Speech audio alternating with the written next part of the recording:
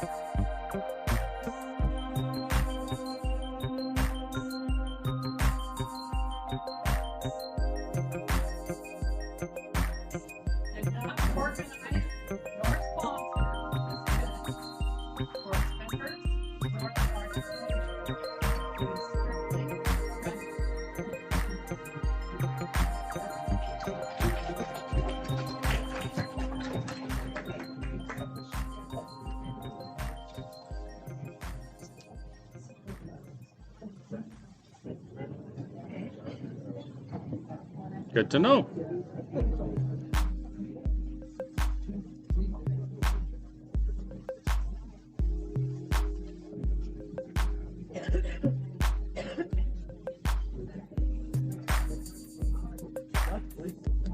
Thank you.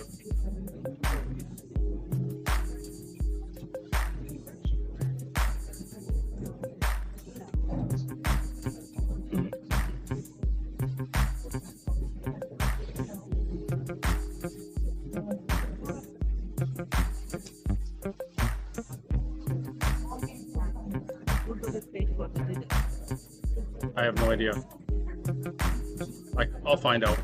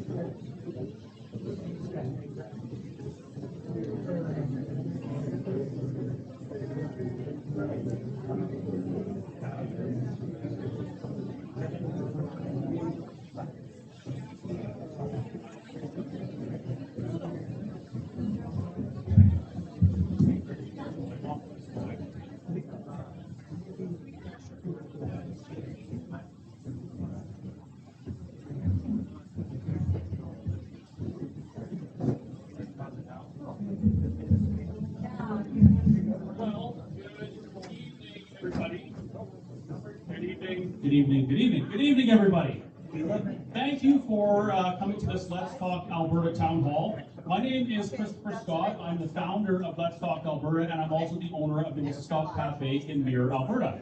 So you may be wondering, why is a guy that owns a cafe up in Athabasca holding a town hall talking about Alberta's future? And my answer is, because I must. Alberta is going through some interesting times right now. We're having some very significant and consequential conversations.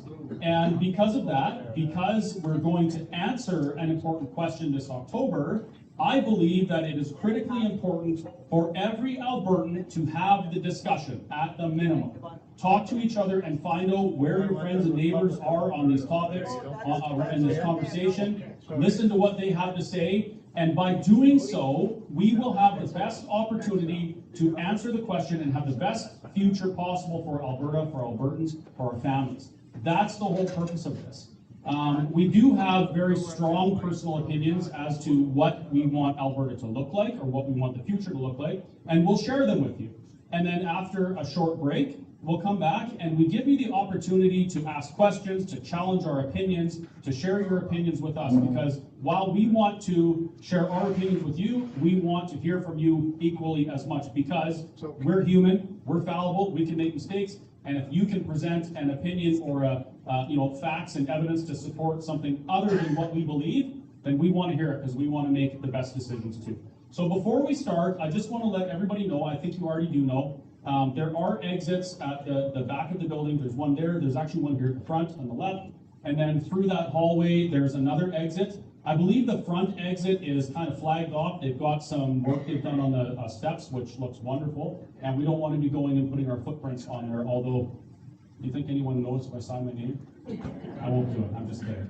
So that's the emergency exits. Washrooms, again, are down through that hallway and to the right. If you need to hang up your coat, there's a coat room back there. And I think there's some water and some cups over there if you get thirsty throughout the evening. So again, thank you very much for joining us tonight. And like always, I would like to invite my friend Max to open this meeting in prayer, if you don't mind, Max.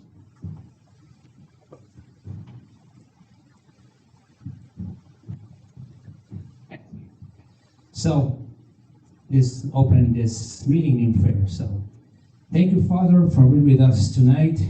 Bless the speakers who are speaking today. Bless all the people who are here today, including the discussion, and also protecting on the way to home, on the way to work as well too. And make sure, Lord, that whatever is coming from this meeting, that will be under your honor and on your name as well. In Jesus' mighty name, Holy Spirit. Amen.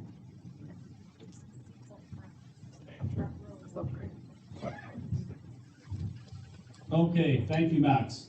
So we're going to start off the evening with my good friend, Mr. Sheane Meikle. Sheane is old as dirt, and wait, no, that's not what I meant to say. Sheane is aged, and with his age, he's learned a lot of things, and he's a little bit of a nerd like me, so he likes to read, and he likes to really dig into the facts about Alberta, about Canada, and he has some very interesting things to say. So Sheane, come on up. Oh yeah. I'm good. I do. I can't hold the mic and my notes at the same time. We all love church. Yeah, that's perfect. We all love tea. Good evening. As Chris said, I like to study history, and what I'm going to talk about tonight is the historical relationship between Ottawa and what is now Alberta and Saskatchewan. So in the 1880s to about 1903, 1904, there was a huge American settler movement. So the Americans were coming up in droves and building communities. How many here have heard of the little spot on the map called Usona? A couple of heads shaking. I live 6 miles from Usona. Do you know what Usona stands for? The United States of North America. That is correct. You must have heard before. The town of... How many here know the town of Rimbey? Almost everybody knows that one. Its original name was Kansas Ridge. The city of Airdrie was Yankee Valley. All throughout what is now Alberta and Saskatchewan, there are towns that used to have names or still have American-sounding names. You've got a place by Camrose called the Dakota Siding. Just things like that. They were all named after the Americas. And this made Ottawa very, very nervous. So that was one of the main reasons why they decided that they needed to cut the provinces out of the territories. Because it's a lot easier to annex a territory than it is to annex a province. In 1904, Sir Clifford Sifton made the following quote standing on the steps of the Manitoba legislature. "We desire, and all Canadian patriots desire, that the great trade of the prairies shall go to enrich our people to the east, to build up our factories and our places of work, and in every legitimate way to our prosperity." Now, why do we care what some guy said on the steps of the Manitoba legislature 125 years ago? Well, the big thing is that he was the main author of the Alberta Act, which and the Saskatchewan Act. And on September 1st, 1905, Alberta and Saskatchewan were legislated into being. No, they weren't negotiated. They did not negotiate their way into being. They were enacted by an act of legislation. And when they came into being, the very first premiers of both provinces were appointed by the federal government. And has anybody here had the chance to read the Alberta Act?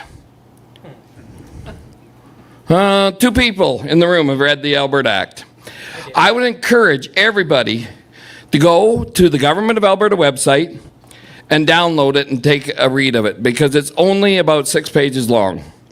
And it's a very good read, and it will show you a lot about what they were thinking when they made the Alberta a province. Alberta and Saskatchewan were made provinces in name only. Under the Alberta Act, they got the name of a province, but they got the rights and responsibilities of a territory. We had separated from the Northwest Territories, but they kept us having the same rights, and we've been fighting to get provincial rights ever since. In 1913, the federal government came out with the Railroad Acts Amendment. Now, what did that do? That made it so that regional railways could not cross provincial lines. So let's say that you were shipping your grain from Stettler to Thunder Bay. When you hit the Saskatchewan, you'd load it into Stettler, and when you hit the Saskatchewan border, you'd have to unload it, reload it onto a Saskatchewan carrier. When you got to the Manitoba border, you'd have to do the same thing. Same thing at the Ontario border. This made it very hard for regional railways to survive. And by 1939, almost every one of them had gone under. The last one went under in 1971, changed its name, but it had been sold to CN before that. But in 1943, CN, what is now CN, was formed, and they bought up all the assets of those regional railways to form themselves.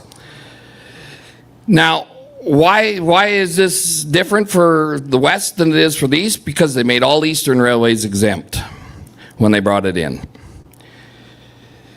1930, they brought in the National Resources Transfer Agreement. Now, this was an agreement between all the provinces and the federal government.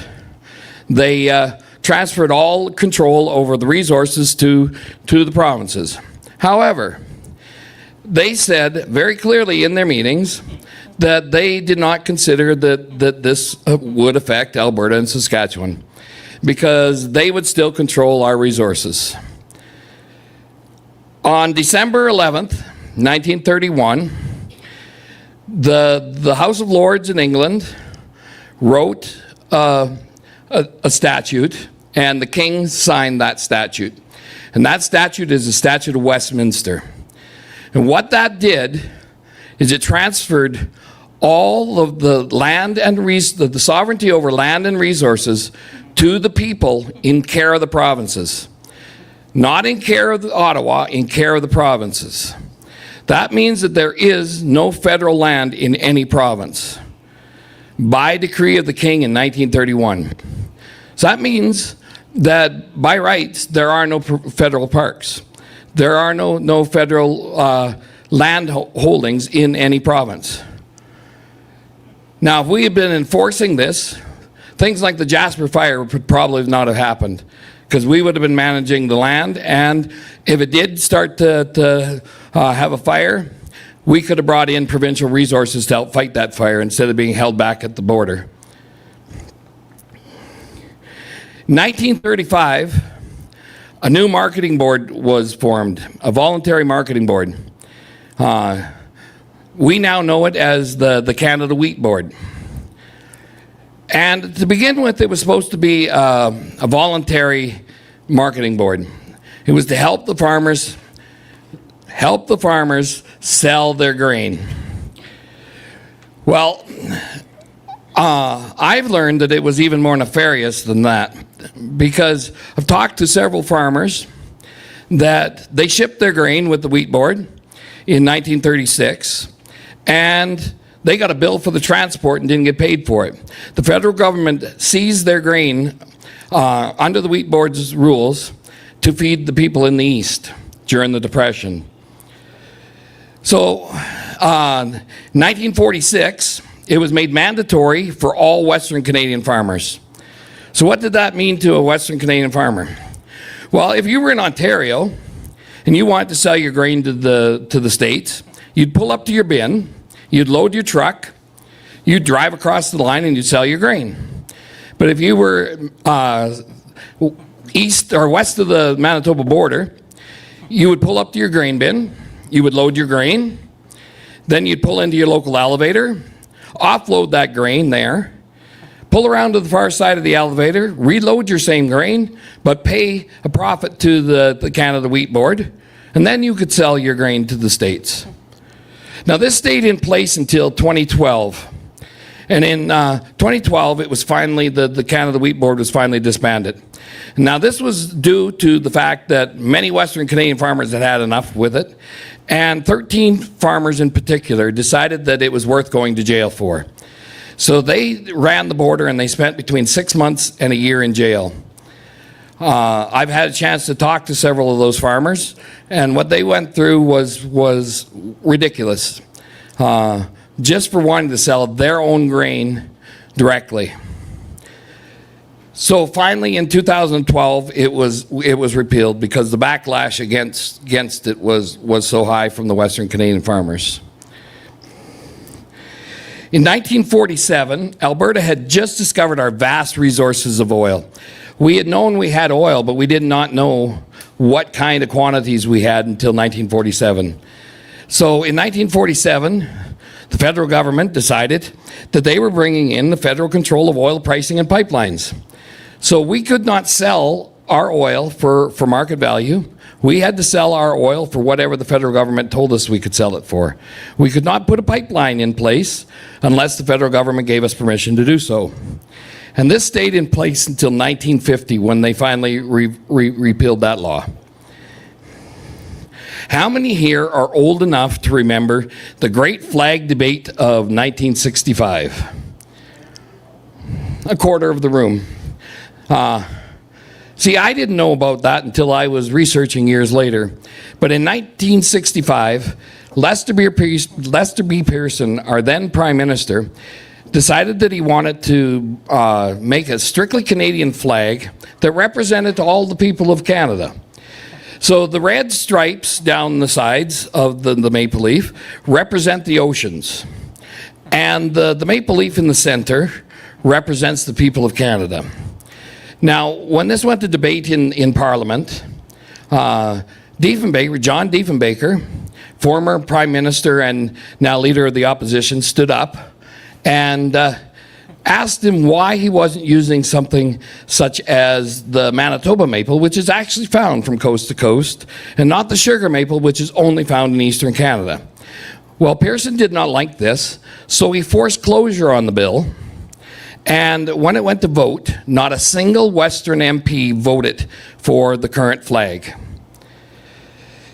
And things in the West people in the West were so upset about it that in 1967, just 2 years later, during Canada's centennial celebration, many towns and cities in Western Canada refused to fly the maple leaf. They continued to fly the red ensign, which is still an official flag of Canada. By the time I started school in the early 70s, this has been memory hold. Nobody even knew anything about it. It was always, I salute the flag, the emblem of my country. To her, I pledge my love and loyalty. Never heard anything about the controversy surrounding it. 1973, the federal government brought in the federal oil export taxation policies, and Alberta's oil profits were capped. Now, we were always told that in the 1970s we had an energy shortage. Well, no, it was a policy issue. So if you were an oil company and you had been given by the federal government a cap of 100,000 barrels a day, and you produced 101,000 barrels, and all the profit from that extra barrel went to Ottawa, would you go over your quota? It wouldn't make any sense to. So it was a forced energy shortage. And this stayed in effect for 18 months. In 1974, it was repealed. But they weren't finished with us, because just 6 years later, they brought in the National Energy Program in 1980. Now, the National Energy Program had everything that 1973 bill had in it, plus we now had to give priority in sales to Eastern Canada and at their price. So that meant before we could sell to any markets like the United States or anything, we had to sell it to the Easterners, and they set prices that were up to 45% lower than they were for anybody else. So it was almost impossible for oil companies to even make a profit on it. So this stayed in effect until 1988. And it was finally repealed by Brian Mulroney in an election year, but they didn't repeal it because they were so fond of Western Canada. It was repealed because it was costing them more to do it than they were getting out of it, because oil prices had dropped so low that there was no money for them to be made out of it. So in 1988, they finally repealed the National Energy Program. The 1980s and 90s, we had some interesting things happen. First off, in 1982, the Constitution was brought home to Canada. Now, there's some that'll talk about that and go into great detail, but it wasn't necessarily a good thing, because what that did is it got rid of British common law and locked everything into Canadian law. Then in the 80s, we also had the first Quebec referendum. And then in 1995, the second Quebec referendum.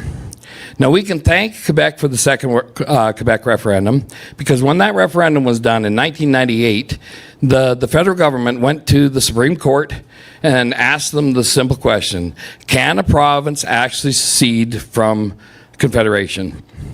And the Supreme Court came back with a list of things that needed to be done, but yes, a province can cede from Confederation. And so the federal government at the time took those findings by the Supreme Court, took them back and put them into legislation. And that legislation is known as the Clarity Act. Now, is the Clarity Act perfect? No, by no means is it perfect. But it gave us a basis on which we could do what we're doing now. So then we move forward to 2012. And in 2012, they brought out the Bill C-38, the Job, Growth and Prosperity Act, which gave Ottawa control over all of Alberta's projects. Under that bill, we can't do a pipeline. We can't do a major highway. We can't do a skyscraper without federal permission. 2016, they brought in the federal carbon pricing. We all know what that's done to our oil industry and the price of goods and services since. 2019, they brought in Bill C-69, the No More Pipelines, and Bill C-48, the tanker ban on the West Coast, were brought in. Last fall, our Premier Danielle Smith signed an MOU with our Prime Minister Mark Carney. Now, was it the greatest MOU? No, but it would have got rid of these 4 items. Within a week of that MOU being signed, Parliament called a vote on it and defeated it. And many Western MPs voted against it. It was almost unanimous, and that includes the Conservatives from the West that voted against it. So that gives you an idea of what's happening. Now we move to modern time, and it gets even cheerier. So we have got 3 bills. 1 is already law, and 2 are working their way through the system. We've got Bill C-8. Bill C-8 is the Internet Censorship Bill. What that is by the stroke of a minister's pen, they will be able to wipe you off the Internet if they do not agree with what you say. And when I say wipe you off the Internet, I don't mean just get rid of your ISP. Means your entire presence will be gone from the Internet. You will not be able to do online banking. You will not be able to do anything of that nature. Order Netflix, no Amazon, nothing. You will be off the Internet, and you have no appeal in the process. So if they sign it, you have no way to appeal that decision. Then we've got Bill C-9, which is law now. It's been law now for about 2 weeks. That's the anti-hate speech law. Nobody wants hate speech, but under that, there's no clear definition of what hate speech is. What I'm doing right now, if they deem it's hate speech, it's hate speech. And you quote the Bible at somebody, that's considered hate speech. And it is the law of the land now. Now, our Premier has said that she is instructing the RCMP and the sheriffs to not enforce that law. That's all fine and dandy. But if they deem that I have a criminal warrant, they may not be able to arrest me in Alberta, but I go visit my parents who live in Saskatchewan. Guess what? I'm going to get arrested as soon as I cross that border. Bill C-9 is probably one of the scariest bills. They can go into all my banking statements, which they have to get a warrant for now to do. They can just do it. They can go and any of my online presence, they can go after. This is why many of the big companies like Signal and WhatsApp and the like are saying that if Bill C-22 passes, they're pulling out of Canada. Because it doesn't just affect their operations here in Canada. If they give the Canadian government access to unfiltered access, they can go after anybody in the world. And they're not going to do that. Bill C-22 may sound like they're just going after the big companies, but it's the little person that is going to be affected by it eventually. So, now that I have totally cheered you right up, I'm going to ask John to come up, and the next speaker is Mr. John Riel. And now Chris was saying that I'm as old as dirt. Well, he was rock when I was rock when he was still already dirt. Sorry, I couldn't help the old joke. Hey, if he can use it on me, I can use it on you. John has been involved in Alberta politics for many, many years. And he is actually one of the co-founders of the original Alberta First Party. And he is always interesting to listen to. So I'd like to invite John up here, if he can make it up the stairs.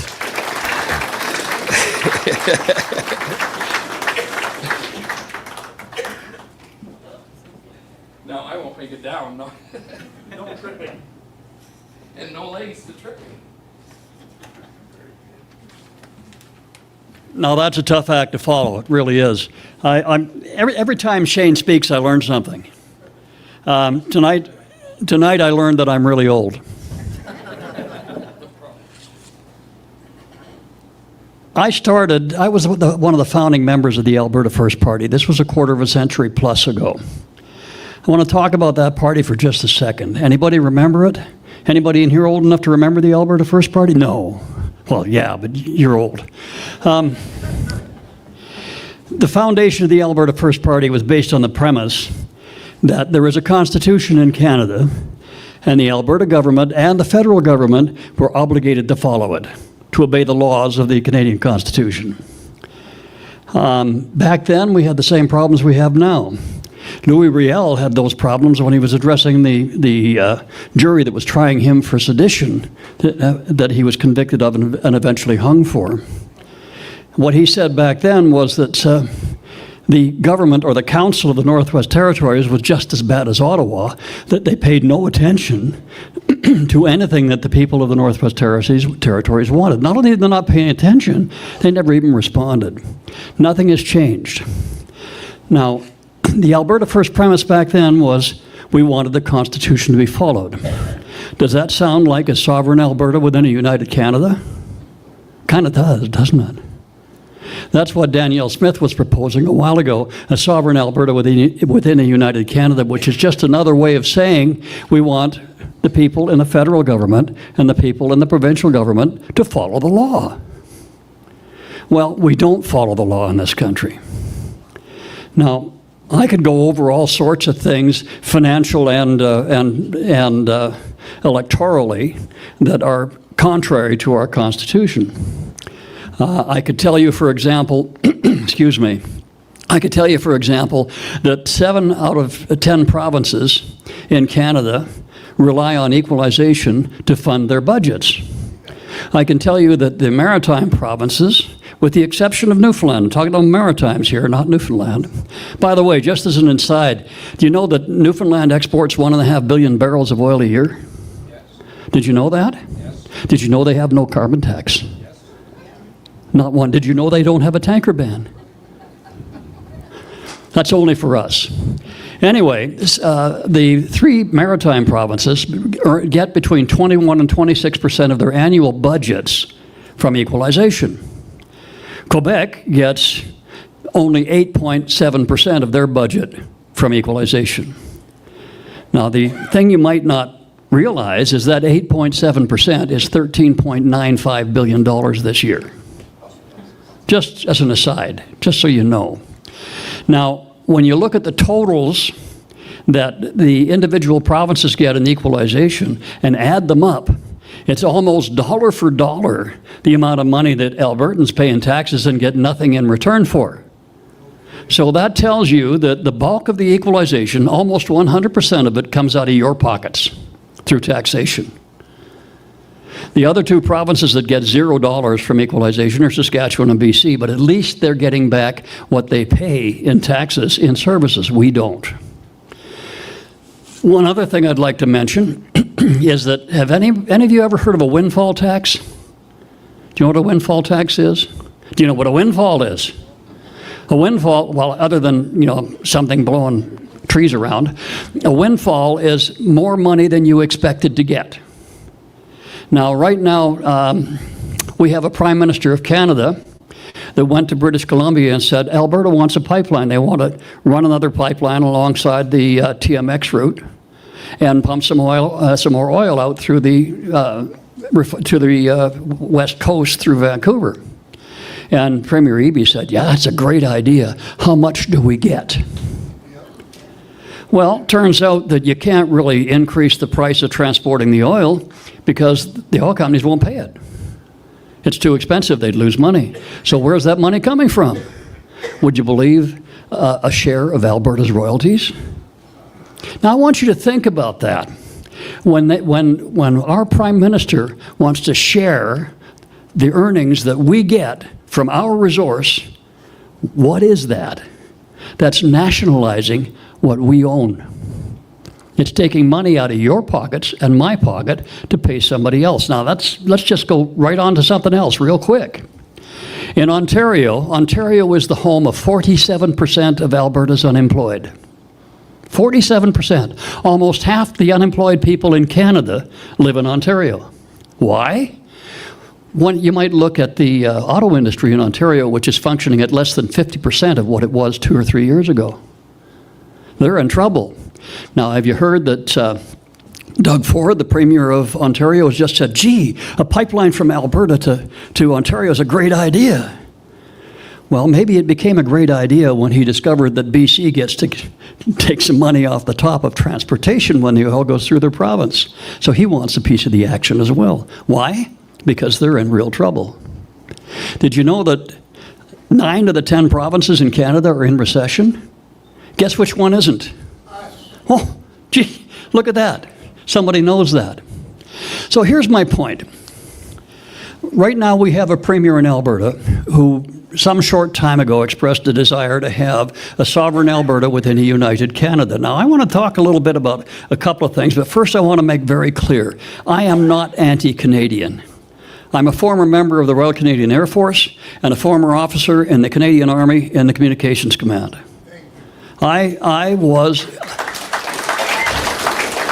I put my name on the dotted line to serve my country. My country is Canada. I love Canada.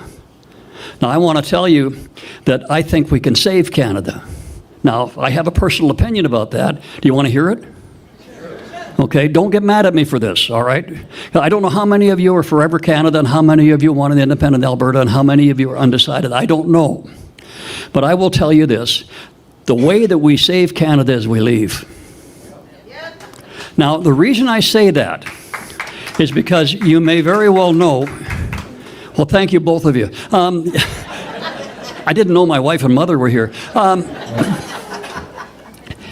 I'll tell you why I believe that, and I tell a short story about that. Let's say that you're married, and you're all by yourself. You're empty nesters. Your kids have all gone, and you have a lovely home and a nice basement suite.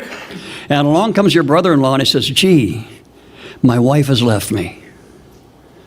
Well, that's too bad. I feel sorry. Oh, well, wait a minute now. I lost my job. Well, gee, the things are really looking tough. Well, they're foreclosing on my house. What am I going to do? Well, can I stay with you for a little while? So you say, sure, come on, stay for a while. Your family will look after you while you get back on your feet. And one day you go up to make breakfast and you find out there's no bacon in the fridge and there's no eggs. Turns out your brother-in-law has had a midnight snack. Then you go down to talk to your brother-in-law about maybe putting a list on the fridge, and when you eat something, it's all gone. Put something on the fridge that says we need to buy more, and he's playing a video game in your basement suite. Then you realize he's been living in your basement suite for 5 years. What do you do with your brother-in-law? Come on, what do you do with him? You kick him out. So here's my point. We have 7 out of the 10 provinces in Canada who are at the tit of equalization. The maritime provinces used to have a really solid industrial base way back when. It was destroyed by central Canada for the same reasons that they did with Western Canada. They wanted all the manufacturing and all of that good stuff to be taking place in central Canada. So what that did was they created the have-not provinces in the Maritimes. Newfoundland used to have a heck of a fishery. Thank goodness it's coming back now, and thank goodness they have oil, so we won't count them in that have-not province area. So the federal government used the same type of laws to restrict what was going on in the Maritimes as they used for the Western Canada. So now we have a situation where in our country, if we want, equalization is in our Constitution now, right? You all know that. It's in our Constitution. The amending formula for our Constitution is 7 out of 10 provinces with 50% of the population. We have 3 provinces, 4 provinces counting Quebec, who really, really benefit from equalization. Do you think they will ever, ever, ever vote for a constitutional conference to amend equalization? So like your brother-in-law, all of these in Quebec, for example, they got almost $14 billion this year. Do you know that they have millions, tens of millions of cubic feet of natural gas under their surface. Did you know that? Did you know that they have millions of barrels of shale oil in Quebec? Now, tell me something. Has anybody ever heard of them actually developing it? No. So, and in the maritime provinces, they do have access to American markets in the American Eastern Seaboard. If they had industry there, they would have those people as customers. But the tariffs that Central Canada arranged with Maritimes prevented them from actually developing those industries. So if we leave our $23 billion of equalization that we pay and don't get anything back for, will leave with us, what's going to happen to the maritime provinces? What's going to happen? They got between 21 and 26% of their budget comes from equalization. What's going to happen with them? They're going to do just like your brother-in-law. They're going to find work. If that means they have to leave Nova Scotia and New Brunswick or Prince Edward Island and go to work in British Columbia or Alberta or Ontario, they're going to do it, which Newfoundlanders did in droves over the last couple of decades. I mean, you go up to Fort McMurray, and you better speak with a Newfoundland accent. That's how many people were up there from Newfoundland.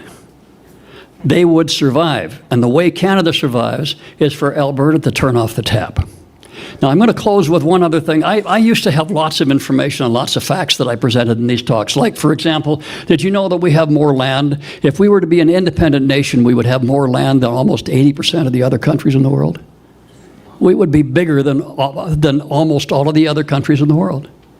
Did you know that we would have more farmland in Alberta than 90% of the other nations of the world? 90%. We'd have more farmland than 90% of the other nations in the world. We would have a larger GDP than 80% of the rest of the nations in the world, and we'd have a higher per capita GDP than 97% of the other nations of the world. Now, here's the bottom line is this. When we have a federal election, your vote doesn't count. It does not count.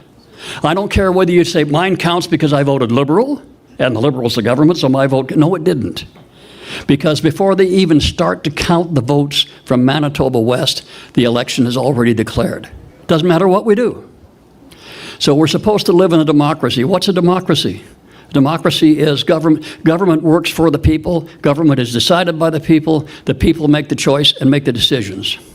We have no decisions. So we will not have any decisions, no power to make those decisions unless we make changes. Now, we have a lot of people who will say to me, well, let's just enter into negotiations with the federal government, and we'll get those things. Well, Louis Riel tried that in 1885. Didn't work.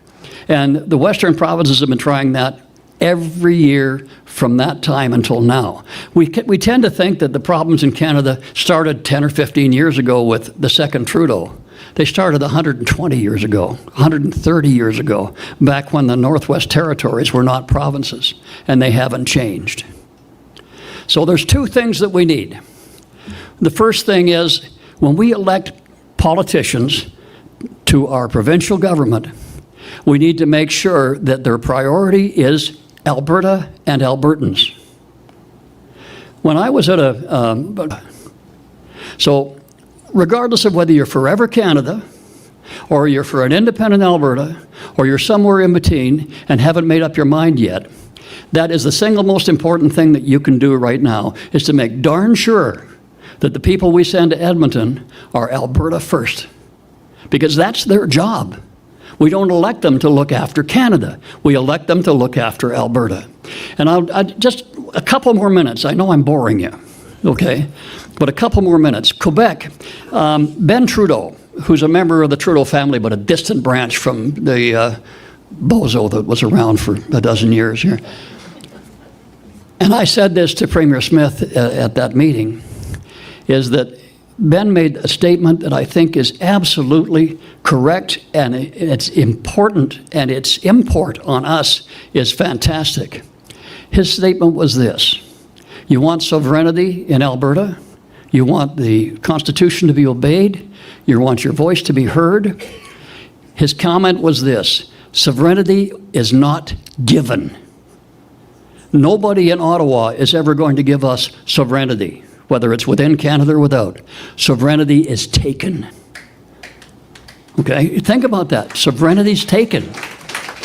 So if you want Alberta to be successful, if you want your votes to count, then we need a government in Edmonton that is willing to grasp that concept of sovereignty and insist on it.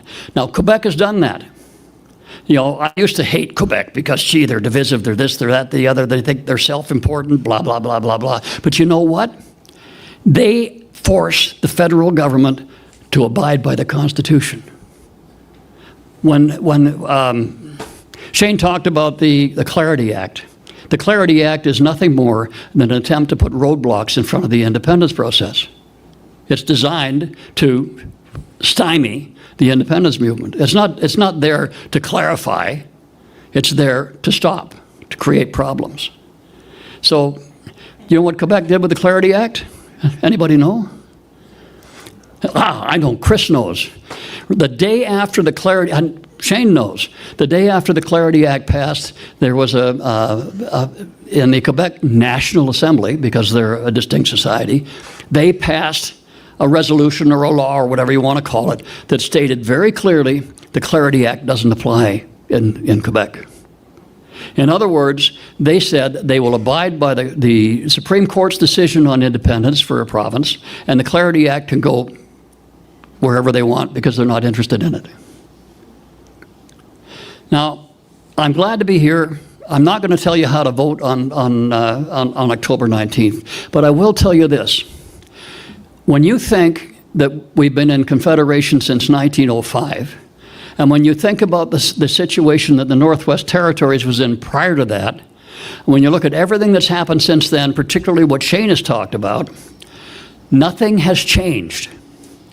So whether you're for a united Canada, an independent Alberta, or a sovereign Alberta within a united Canada, unless we make it clear to the federal government that we're not happy, nothing's going to change. Thank you very much, ladies and gentlemen.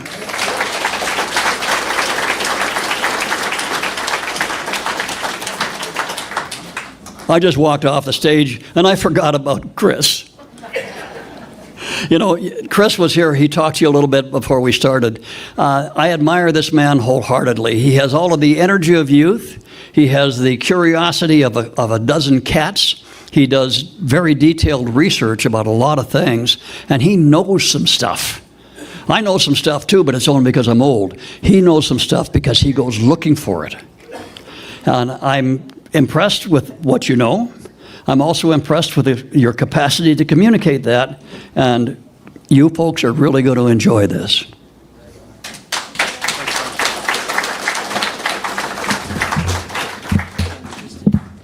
Let me take this one? Yeah. Sorry.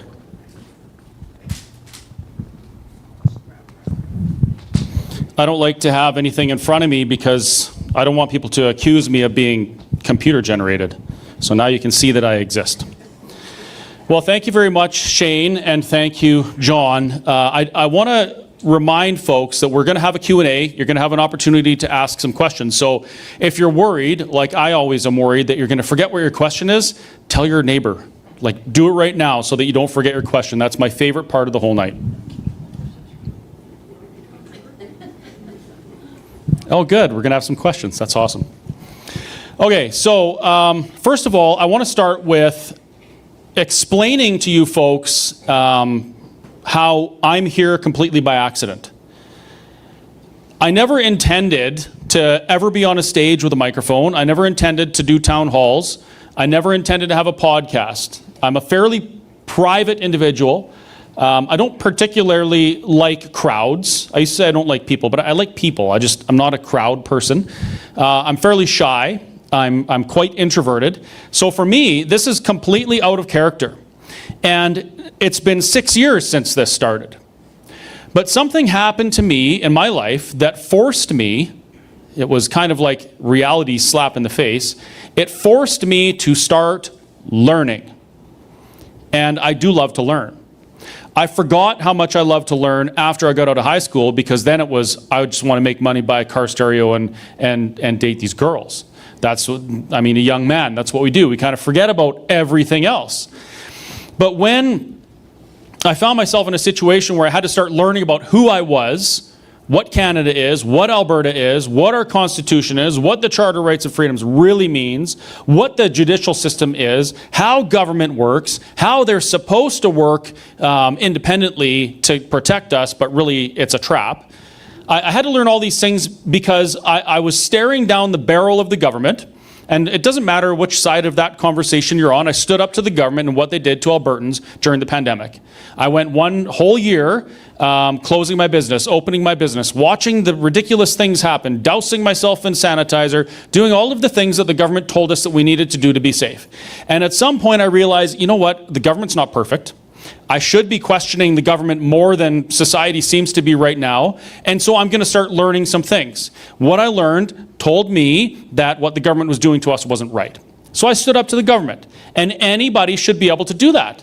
If you believe what the government is doing is wrong, if you believe what they're doing is immoral, you should be able to speak up, protest, stand up against what the government's doing, regardless of what side of the conversation you're on. And that's not to say that you should be able to just do whatever you want and you know, make an absolute you know, chaotic mess of everything, but you should be able to speak and protest. So I ended up actually going to jail for protesting on my land that I held title to peacefully, wasn't breaking any laws. I was protesting government policy, and I was arrested for that. Now, when something like that happens to you, you end up with a little bit of time on your hands because you're sitting in jail. And the jail cell that I was sitting in, it wasn't any of those nice cells you see on TV. It wasn't like the blue-collar prisons that you see on the crime shows. I was in the drunk tank for 4 days. No shower, no nothing, same contacts, same clothing. The last day, I heard some commotion outside of the cell and some expletives as the RCMP officer that came on duty realized I'd been sitting in there rotting for 4 days and I hadn't been given anything. They were quite upset about that. But I had a lot of time to think. And as I laid on that cold concrete, mind you, I had a half-inch foam mat, as my back was straightening out, which was a very big blessing, it really made me question how I got there. How is it that as a Canadian, I could be in jail for protesting on my land that I held title to? Turns out I hold title in right of the king, which is a different story. I had to ask myself, as a Canadian, how in the world is it that I can say to you, I'm a Canadian, and I had to hide from the government to go to church? I'm a Canadian, and I had to attend meetings for political purpose to try and change the political landscape of Alberta. I had to do it in secret. Because if I had been found, I would have been arrested. Actually, yeah, at that time I would have been arrested. If you're like me and you grew up believing that this is the freest country, it's amazing to be here, it's always going to be free, somebody fought and died for you so that you could be free, and then you start to experience some of those things, the way you think changes. And you have two options. You can either decide to say, screw it, I'm out of here, and I'm going to go somewhere where I really have that freedom. Or you start learning, and you start digging into it, and you find out, why is it like this? Why isn't Canada the way that I thought it was when I was a kid? And what I found was, it gave me hope. Because what I realized was, Canadians have never done one very, very important thing. No matter what side of the conversation on independence you're on. Canadians have never, ever come together and had a conversation and decided what rules they agree to be governed under. Did you know that? Canadians have never, ever written a constitution that tells the government how they may behave, how they must behave. We have never written a document that gives our government the guardrails that are in, for example, the United States Constitution. Now, this might come as a shock to you because we had the British North America Act, which became our Constitution in 1982, incorporating the Charter of Rights and Freedoms, right? That was Canadians that did that, right? Wrong. The British North America Act was debated, written, and enacted in a foreign country. It was done in England. It wasn't done in Canada. John A. Macdonald and some others, including Georges Etienne Cartier and a couple others I can never remember, they actually went to England, they sat with the Crown's representatives, and they penned the BNA Act. And the BNA Act is what allowed Canada to unify under some common authority so that we could be peaceful, orderly, and have good government. It was a document drafted by somebody else imposed on the Dominion of Canada. Now, I'm not going to say maybe that wasn't appropriate at the time. I mean, we had bigger things to worry about than political documents, right? We were hunting every beaver in Eastern Canada and building hats out of them, and we were settling the West, and we were negotiating treaties, and we were doing all sorts of things. Maybe we didn't really have time, and maybe it was okay that it was done that way. But then in 1982, when the Constitution came home to Canada, when the British North America Act came home to Canada as our Constitution, and we were given the Charter of Rights and Freedoms, everything changed. And you, like me, may believe, and you may know, and there's a difference between believing and knowing, because knowing, you get an emotional response when someone tells you you're wrong, which you might about to get. The Charter of Rights and Freedoms changed everything. That first paragraph at the beginning of the Charter of Rights and Freedoms, these rights and freedoms are guaranteed to every Canadian unless demonstrably justified in a free and democratic society. That section 1 changed everything. It gave our courts the ability to interpret and make laws on behalf of government. It completely flipped the script from the British common law judicial system that we lived under before, that really, for all its faults, it starts off with the premise that you have rights, and your rights don't end until they collide with somebody else's. Do no harm. Don't hurt other people. You can do what you want. Don't hurt other people. Now we live in a country where the Supreme Court can interpret something, and the outcome of their interpretation could have completely different meaning than the legislation, than the spirit in which it was enacted. And we saw that in Alberta. We had a piece of legislation that was designed to allow the citizens to compel the government to hold a referendum on things important to us. That's great. We should have that. When we believe that a conversation needs to be had, when the government won't do something we want them to do, it's our duty to stand up as citizens, build a grassroots movement, and compel the government to do what we want to do. Because for better or for worse, it doesn't matter what job we have, we first protect ourselves in that job, and then we do the job. And our politicians are no different. If you want to know more about my thoughts on that, I just wrote a blog on it. I published it yesterday, whistlestoptruckstop.ca/blog. It's called something like Why Our Politicians Will Never Lead an Independence Movement. And my theory is, what I've seen is, our politicians in Alberta seem to always be looking at something better. We don't pay our MLAs very well, by the way. They don't get a pension. And I think these are two issues that we have that cause the people that are supposed to be advocating for Alberta and Albertans, both here in Alberta and within Confederation, it keeps them looking at something over there. The grass is greener in Ottawa. The wages are way higher. They get a pension after six or 8 years, something like that. Do you get a pension after 8 years?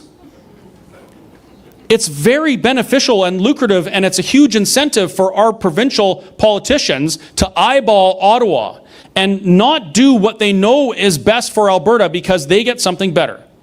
And I'm not saying that they do this on purpose. Human nature, we tend to follow the incentives. We tend to see the grass is greener, the carrot dangling, and we go there, even though sometimes we might believe that we're acting in the best interest of everyone. No, we don't.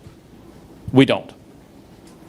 So anyway, things changed, and we ended up with a country where our courts, who are supposed to be the interpreters of the law and be fair and balanced between the people and the government, our courts are now used, and I've experienced this, as a weapon against us from time to time. So what happened to me was I said, government, what you're doing is wrong. And the government said, no, you have to do it because I say. And I said, okay, well, prove it to me. Show me some evidence that suggests what you're saying is true, and I will listen to you. And they said, we don't have to. So then I said, well, then I'm not going to listen to you because I know what you're doing is wrong.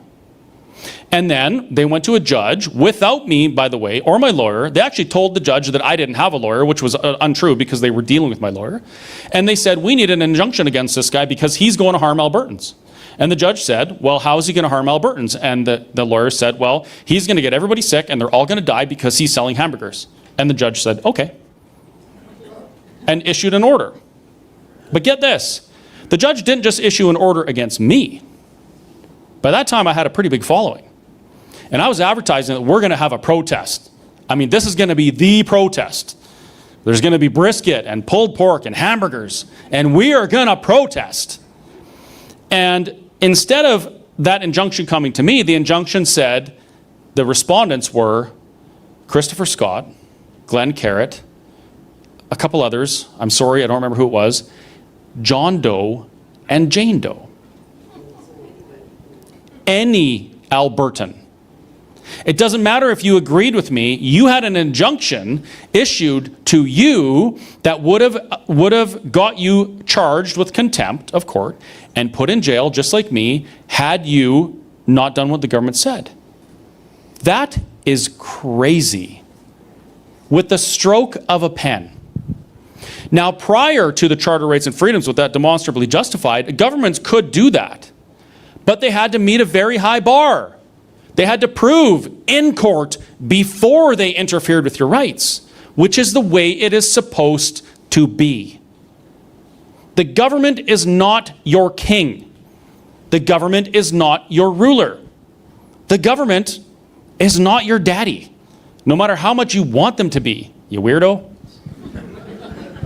The government is supposed to work for us to do the things that we want done, to fix the potholes, to enact laws on our behalf, not to enact laws on their behalf that shields them from being sued when they do something that harms us. And so as I'm learning all these things, I'm remembering some things that my grandfather talked about, because the family farm was in Ribstone, just north of Provost. And back then he was born in the 30s, so he would have been farming in the 30s and 40s, 50s, whatever. They experienced a lot of these things that contributed to Western alienation. Not alien nation, alienation. Western inequality with the rest of Confederation. And so I heard these things as a kid, like why Alberta? Alberta should have never been part of Canada, he would say. Alberta was different. As Shane described, Alberta was very U.S. dominated. Most of the industry up here was U.S. The people that came up and settled, they were U.S. citizens. We had more in common with the U.S. than we did with Canada. Not to say that I want to join the U.S., but I'm just trying to say that if Alberta had been asked in 1905, do you want to become part of this confederation under these terms, nobody in their right mind would have said yes. There was a few influential business owners in Edmonton that advocated for the Northwest Territories to be split up into provinces and brought into Confederation because it worked out very well for them. But the average person, if the government had said, if Canada had said, hey, Alberta, Mr. Alberta farmer, we want you to join our Confederation. Well, what's Confederation? Sounds like Federation. Well, no. Confederation is actually opposed to a federation. We want to have a loose association of sovereign states. That's what confederation means. Con means against, federation means together. Against being together. We want to work together, unify towards the same goals, which is freedom, peace, prosperity, but we don't want to be in each other's business. That's what confederation is. Well, that sounds pretty good. Okay, great. We're going to bring you into this confederation. And you can only sell your wheat to this Crown Corporation, and if you sell it to anybody else, even though that's your property, we're going to put you in jail. Well, that doesn't sound very good. And by the way, we're going to call you Alberta. We're going to severely underrepresent you in the Senate. We're going to give you 5% of Senate seats, and we're going to appoint all those senators from the Governor General is going to appoint those senators on the advice of the Prime Minister. Okay, what's a senator? Well, don't worry about that. Now we're going to give you this many voices, this many seats in the House of Parliament, the place we come to speak, the place where your elected representatives will come to advocate for you. We're going to give you this many seats. Well, how many are you going to give us? Well, we're going to give you 36. Well, how many do other people have? Well, they got 300. Okay, so that means that the Senate's going to balance out and be the last stop if there's something that doesn't benefit us and we won't get steamrolled. No, that's the way it's going to be. And by the way, we're going to make sure that the standard of living is roughly the same all over Canada. Is it? Is it? It's not. So what we're going to do is we're going to collect your taxes for you because you're infants and you can't do it. And they still do that to this day, by the way. We're going to collect your taxes. We're going to collect our portion of the taxes. We're going to collect the GST. And then we're going to give you some money back. And what we give back is going to be, let's say, somewhere between $21 and $30 billion less than what you send we collect every year. Well, wait a minute. Wait a minute. These terms don't sound very good to me. And they don't sound very good to you, regardless of what side of the conversation you're on.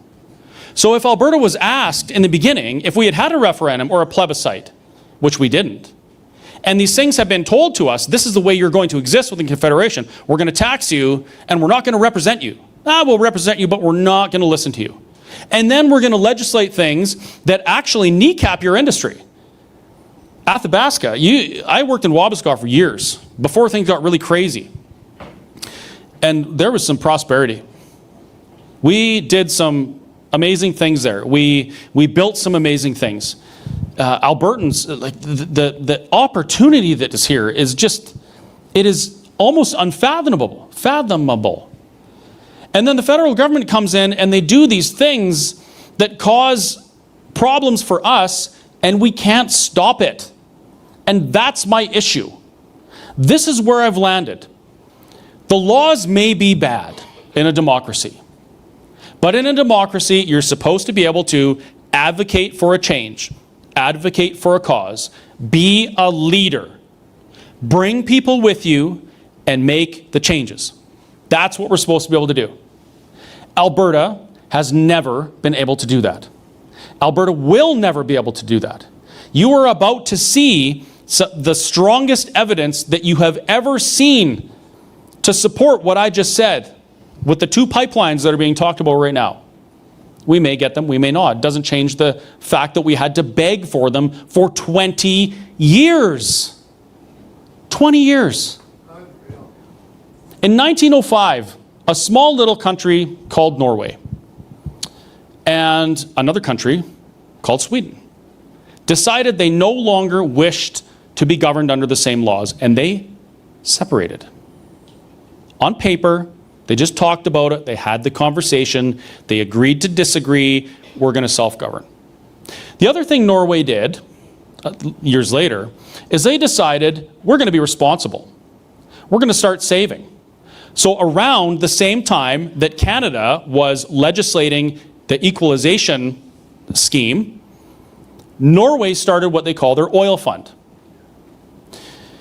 Since equalization started, if you adjust for inflation, and I support this in my writing, you can find this at whistlestoptruckstop.ca/blog and some of those trifolds at the back.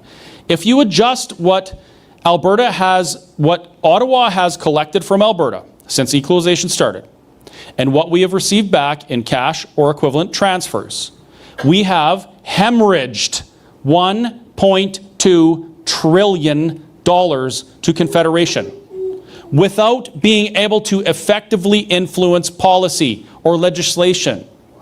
All while the election was called before our ballot boxes were opened. $1.2 trillion. Do you know what Norway did? They started saving. Do you know how much their oil fund is worth today? $3.3 trillion. $550,000 per citizen of Norway. What could Alberta have done if Alberta had stood up for itself in 1965? We talk about pensions now. We talk about old age security. We talk about federal entitlements. We talk about the things that many people in this room depend on. That is a very important conversation. What's going to happen to our pension? What's going to happen to our OAS? What about what about the social safety nets? Smaller countries than what Alberta would be if we decide to be independent manage those things, and they manage those things very well. Some of them are even landlocked, believe it or not, and they're very prosperous. Some aren't landlocked and they don't prosper, like Venezuela. What would your lives look like today if Albertans had taken control of their futures in 1965? Now I want you to ask yourself another question, and this is the most important question of the night. Some of you in this room, maybe myself included, we won't be here in 30, 20, 40 years, whatever. Some of us will. In 40 years, what question do you want to be asking? Do you want to be asking, what could Alberta have been if we had had this conversation in 2026 on the cusp of a question of self-determination? What if we had that conversation and we took control of our wealth and affairs and we started planning and we were responsible and we pursued human flourishing and prosperity to the benefit of our children? Do we want to say that's when we started this fund that's now worth $3 trillion? That's when we decided that our kids wouldn't have to worry about retirement, because every citizen of the nation will have $500,000 of this oil fund. And I'm not saying that they get it, I'm just using it broken down by citizen. This is the importance of the conversation Alberta's having right now. And it doesn't matter if you believe that Canada is the right path and staying in the status quo is the right path, or you believe that Alberta should become an independent nation. The conversation needs to be had. At the beginning of this evening, I was surprised to hear the speech delivered by the renter of the building. But I'm not surprised, because our views, my views, don't ever assume that anybody that's associated with me even shares my views, because they all don't. They don't. But my view is that the conversation is critical. And here's why. Since 1990, there have been 38 new nations formed. 38. 80% of those new nations formed did so peacefully with pens and paper. They didn't do it with bullets, they didn't do it with swords, they didn't do it with fighting. That's the way we do things now. In the last 100 years ago, there was 50 nations, roughly, on Earth. There's 183 now.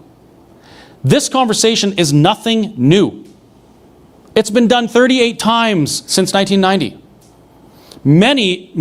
The vast majority of the new nations have been very successful in their endeavors. Some are smaller than Alberta. Some are landlocked. Some don't have oil.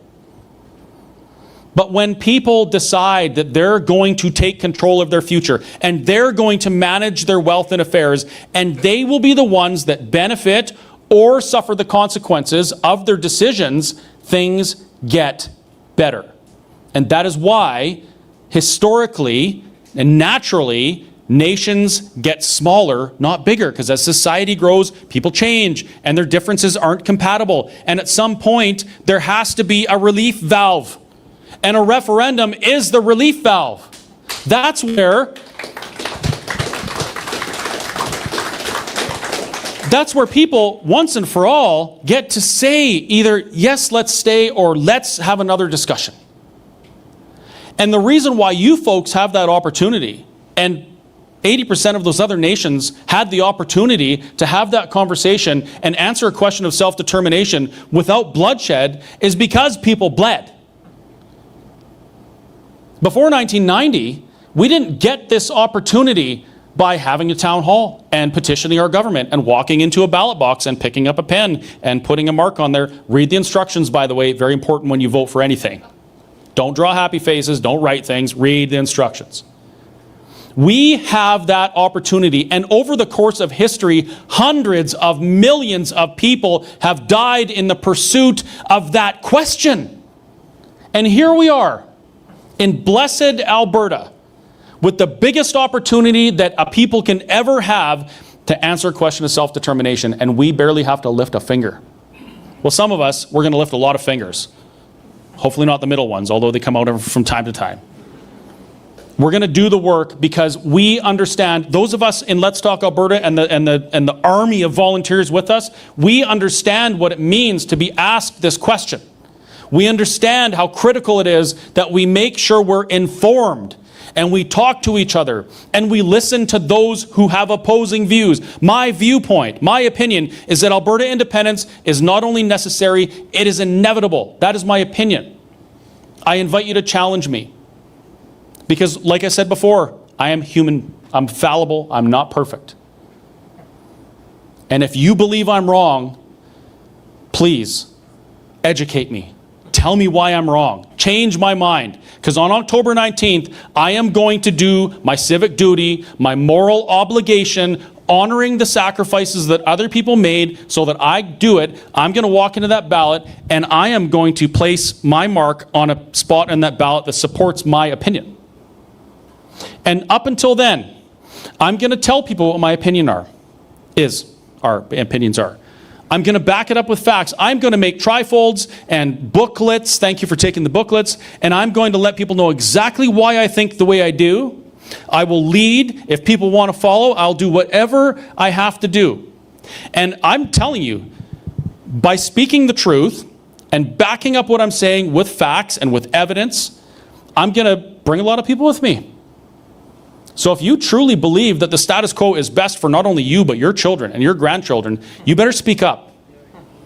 And you better prove me wrong, because I'm going to keep doing this until October 19th. And then I'm going to vote. Whether or not you agree with me, my opinion, engage civically on this. No matter what. Don't sit it out. This is history. And it's not history we can afford to lose. Now for the really difficult conversation. It's the hardest part of the night. I see Shane standing there with a very intimidating yellow bucket. Kind of reminds me of when you're sitting in church and those men walk up beside you and they've got these plates and you're like, oh no, I don't have any change in my pocket. And then the piano starts playing and they pass it around and they're asking you to support what they're doing. This is kind of the same thing, only it's not church. The reason we're able to do what we're doing, the reason why that big, beautiful bus is parked out there with that beautiful Alberta mural on it, is because of people like you. This is a completely grassroots movement. A grassroots movement is what the people have to do when the government won't do the things they want them to do. So if you want to support Let's Talk Alberta, and you can, please do. Don't drop your change on the ground. If you don't want to or you can't, you don't have to. Don't feel compelled to.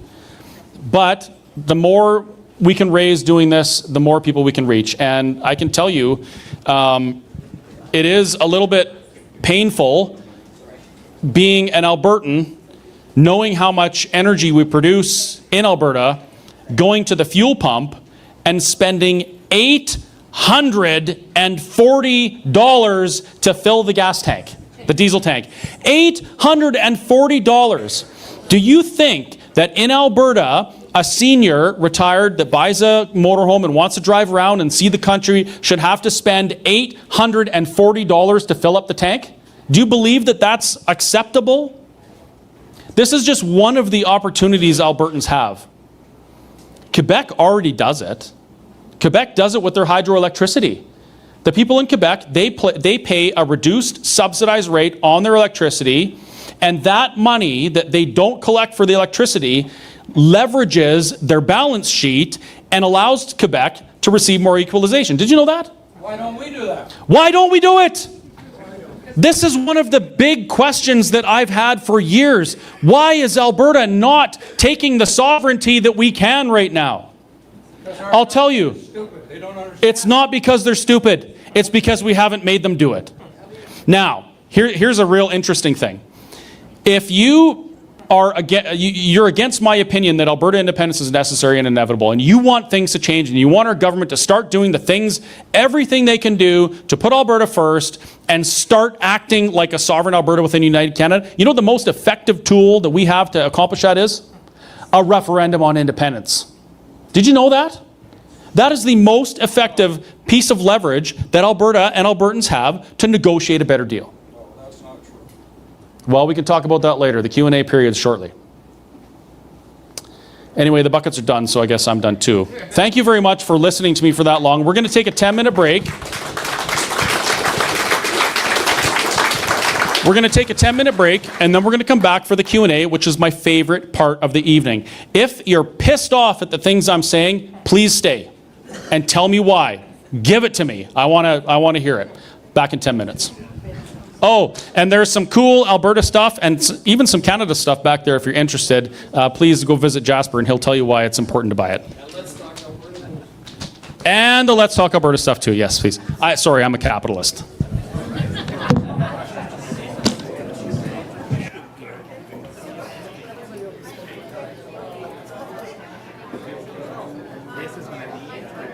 Oh, it's going to be great. Oh, yeah.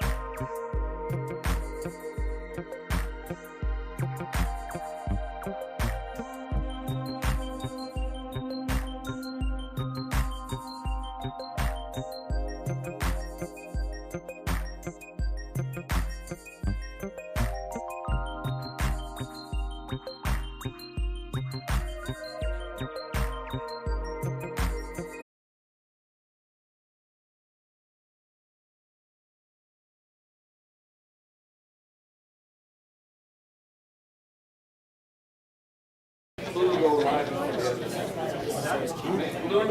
together. Because I've got something else. But I'll do that in about another minute. Sure thing.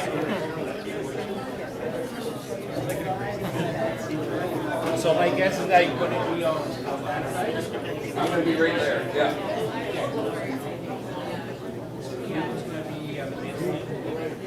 Probably John is in the middle.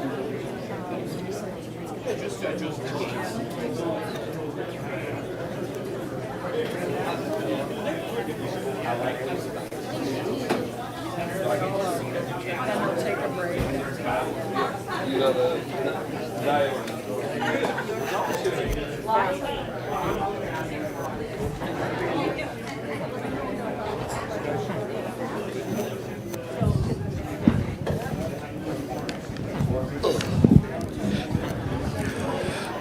Okay, we're going to get going here. While we wait for the other speakers to get up here, I've got a couple of things. First is I've got two favors to ask of you.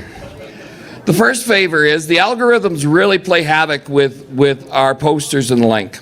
So if I could get you to do me a favor and go to freedomcalendar.net or letstalkalberta.com, pull the posters for upcoming events, and send them to people that you may know in the areas that they're going to be, and ask them to send them out to their friends.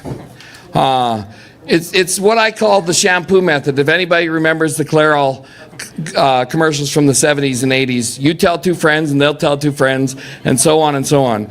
And as you can tell, I know lots about shampoo. The other favor is if you know anybody or you live on a major highway and would be willing to put up an 8-foot by 16-foot banner, talk to me. I've got another 15 coming. They should be here later on this week or early next week, and we'll get it to you so you can put it up along the major highways. Shane, where's Max?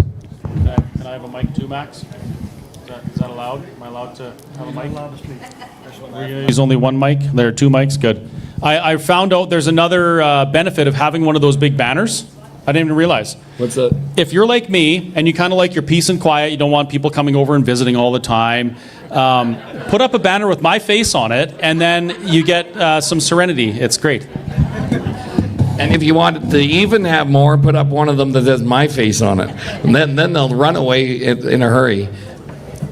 Now, coming up, there is a meeting in Thorhild on August 11th. 6:30 p.m. the doors open. 7 p.m. the presentation starts. It's on Bill C9 and what it means for Canadians. And there'll be Jason Levine will be a guest speaker, as will Ron Robertson, retired from the Edmonton Police Services. So if you want to go learn a little bit more about Bill C9, August 11th, 7 p.m. in Thorhild. Now we'll get started with the questions. And do you want me to tell all the questions? Okay, so how we're going to do this is you put up your hand, and Jasper, who has got the mic right there, he'll come around to you, and he will hold the mic so that we don't get somebody pontificating. Try and keep it to a short question so we can go through all of them. If you got more than one question, we'll come back to you. I will decide to change. Okay, you decide. And if we don't get to your question, Max, I'm real loud there. Turn me down a bit. If we don't get to your question, we stick around for a bit so you can come talk to us individually as well. You know, we didn't ask, how many people are here at this presentation for the first time hearing a presentation like this? Wow. That is incredible. Thank you very much. Stand up. Okay, so my name is Sharon Zigman. I'm from Boyle area, and my question is, if on October 19th the referendum goes in our favor, what happens next? Another referendum? Like, how long does this go on till we win? Well, first of all, I'm going to start with my personal view on this. No matter what happens in October, things are going the way they're supposed to be.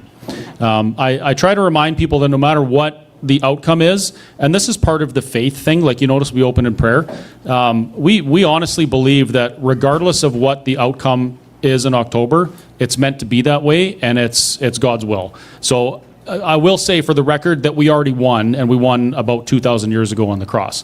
Now, if you're talking about a the outcome specifically of the referendum, and I'm assuming that you mean a yes vote. So assuming there is a yes vote on October 19th of this year, the question that you're answering yes to is something along the lines of, do you agree that the government of Alberta should begin the legal process according to the Constitution to hold a binding referendum on independence? I believe the question is something like that. So it's saying, do you agree that we should start talking seriously and doing the work to have a proper referendum on independence? So the next day, nothing happens. Maybe there's some people having a celebration party. Well, there's going to be one way or another. And then the next however long, we're going to be continuing to have the conversations. That's why we decided to do a town hall type thing rather than advocate for the specific outcome, is because the conversation is just going to continue. If you want my personal tinfoil hat opinion, I think we're going to see some funny business happen after. If it's a yes, I think you're going to hear a lot of, and you'll know this, I'm sure you've heard this, you need to set your desire and your will aside for now, Albertans. We've heard that for 120 years. And you need to help us beat the NDP. That's the only thing that we're going to worry about. We have an election coming up. You need to give us money, come to our things. The only thing that matters is that we beat the NDP, because if they win, you'll never get a chance. If someone else wins, you might not get the bread box that is making you be able to survive right now. So I think the government's going to try and kick the can down the road, because politicians, if they could do nothing, they would be just in bliss. So it just means that we have to continue working towards whatever solution we want, and that involves participating in politics at every level, attending AGMs, supporting the candidates and political parties that are aligned with your values, being vocal, having the conversations, being willing to, kind of take one on the chin when somebody disagrees with what you're saying. We have to be bolder in our opinions. For far too long, we have failed to have the conversations that are important to us as Albertans, and now is the time to not do that. Hi, my name's Don Cavill. I've been in this community for quite a while now, and been in the province for 85 years. I didn't realize I was so badly victimized. I've always thought that I'm luckier than all my parents and grandparents because I've had the best of life here. I've traveled extensively, but my tax base has always been in Alberta. So I've traveled up and down the Mackenzie and stuff. And one of the things you haven't touched on today is I wrote an article in the newspaper about 5 years ago, and I outlined all the things that the federal government has poured money into Alberta that is vastly greater than any of the other Western provinces. For example, the whole oil thing down the Mackenzie, Eldorado Nuclear, and all of this stuff. We're ignoring that tonight. What I'd like to do is first thank you for having this, and I wish it was more extensive so we had a better mix here. But what my question is, you've outlined all of the things that we should worry about. You've outlined how it could be made better, but what we need to know before October 19th is we need to know exactly what form of government we're going to have, who's going to set it up, who's going to do the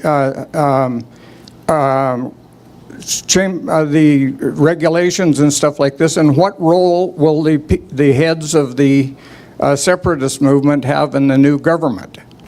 Those are awesome questions, and I want to start off, again, for the record, you're not a victim. We're not victims. We're citizens who can change things if we want. That's not a victim, that's a participant. We just need to start being participants. I believe that being a Canadian and being free to express my political opinions, even if those opinions are so controversial as to advocate for a specific province to be its own nation, that's a blessing to me, and I'm absolutely honored to have that opportunity. So I don't want anyone to get the wrong impression that I hate Canada. I don't. It's a blessing to be here. It's a blessing to be able to have these conversations, and I believe we have a moral obligation to have them. So what you said is, you know, that is a really, really good point. And that actually, I wrote a couple trifolds, and it's called Show Me the Other Half of the Ledger. Far too many times people are going to tell you something, but they fail to talk about the other part of it. So when we specifically talk about money stuff, it's on a net basis. So you mentioned that the federal government has invested money in Alberta in certain projects. That is 100% true. But what's important to know is where the federal government gets that money from. And that's why we look at the entire output and the entire input and not just one or the other, because everything the federal government gives back to Alberta is something that they collected from us. For instance, our health transfer. We get a health transfer from the federal government. I think it's $6 billion average or something like that per year, but it's not like the federal government is some, you know, benefactor that's giving us something out of the goodness of their heart. No, they're returning back to us what we have created in value, and they're giving it back to us for one of our services. So the Mackenzie pipeline expansion, the nuclear projects, the recent pipeline that was supposed to cost $6 billion and the federal government took over, it cost $36 billion.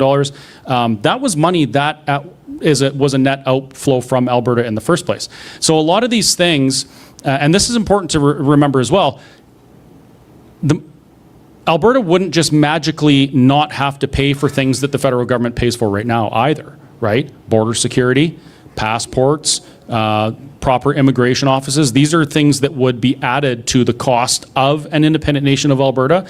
But so when we talk about the money stuff, we always talk about the total collected by the federal government that goes to Ottawa minus what's provided back in cash and services. That's where we get that net output from. So I'm glad you brought that up, that the federal government does in fact invest money back to Alberta, but the net is still quite far in the negative. And that's going back all the way to 1965. And John, you had something. I just have one observation. I think your questions are really, really valid, and I appreciate them a lot. But I have a question for you to think about. You don't have to answer this. What does the federal government have that generates money?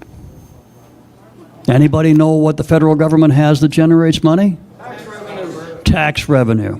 What does Alberta have that generates revenue? And forestry, and agriculture, and mining. All of the things that create the money that the federal government has invested in the rest of Canada, whether it's in Alberta or Saskatchewan or BC or the Maritimes, they don't create any money unless they print it. And when they print a dollar, what happens to the dollar you have in your pocket? It becomes worth less because there's more of them. So to sit here and say that, gee, the federal government has invested so much money in Alberta, we should be grateful. Remember where that money comes from. It comes from taxpayers. It comes from you. It comes from me. The federal government does not generate revenue. Okay, on to your second part of your question, which is very valid. Talking about what's going to happen after the referendum if it's a success. What are we going to do? What's the form of government? Those are all things that have to be decided by the people. Not by an independence leader. No leader can, the leaders in the movement in the end are basically irrelevant. It's the people that will make those decisions. Take the United States for an example. They did the Declaration of Independence in 1776. They didn't get a constitution until 1797. It's things that take years to do, but it needs to be done by the people, for the people. So we need to have constitutional conventions.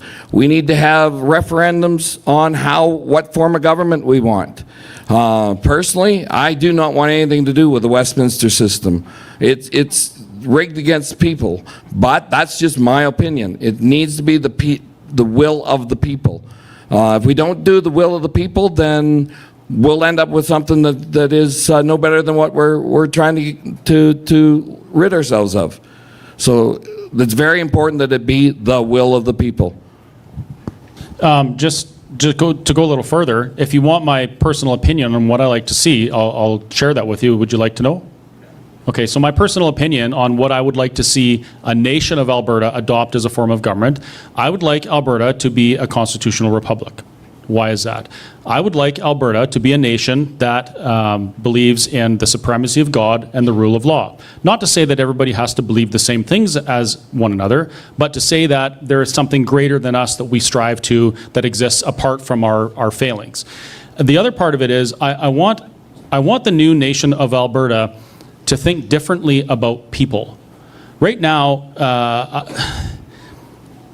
it doesn't seem to me as though our systems are geared towards prosperity for the people and human flourishing. And a lot of this comes evident in some of the legislation that we see.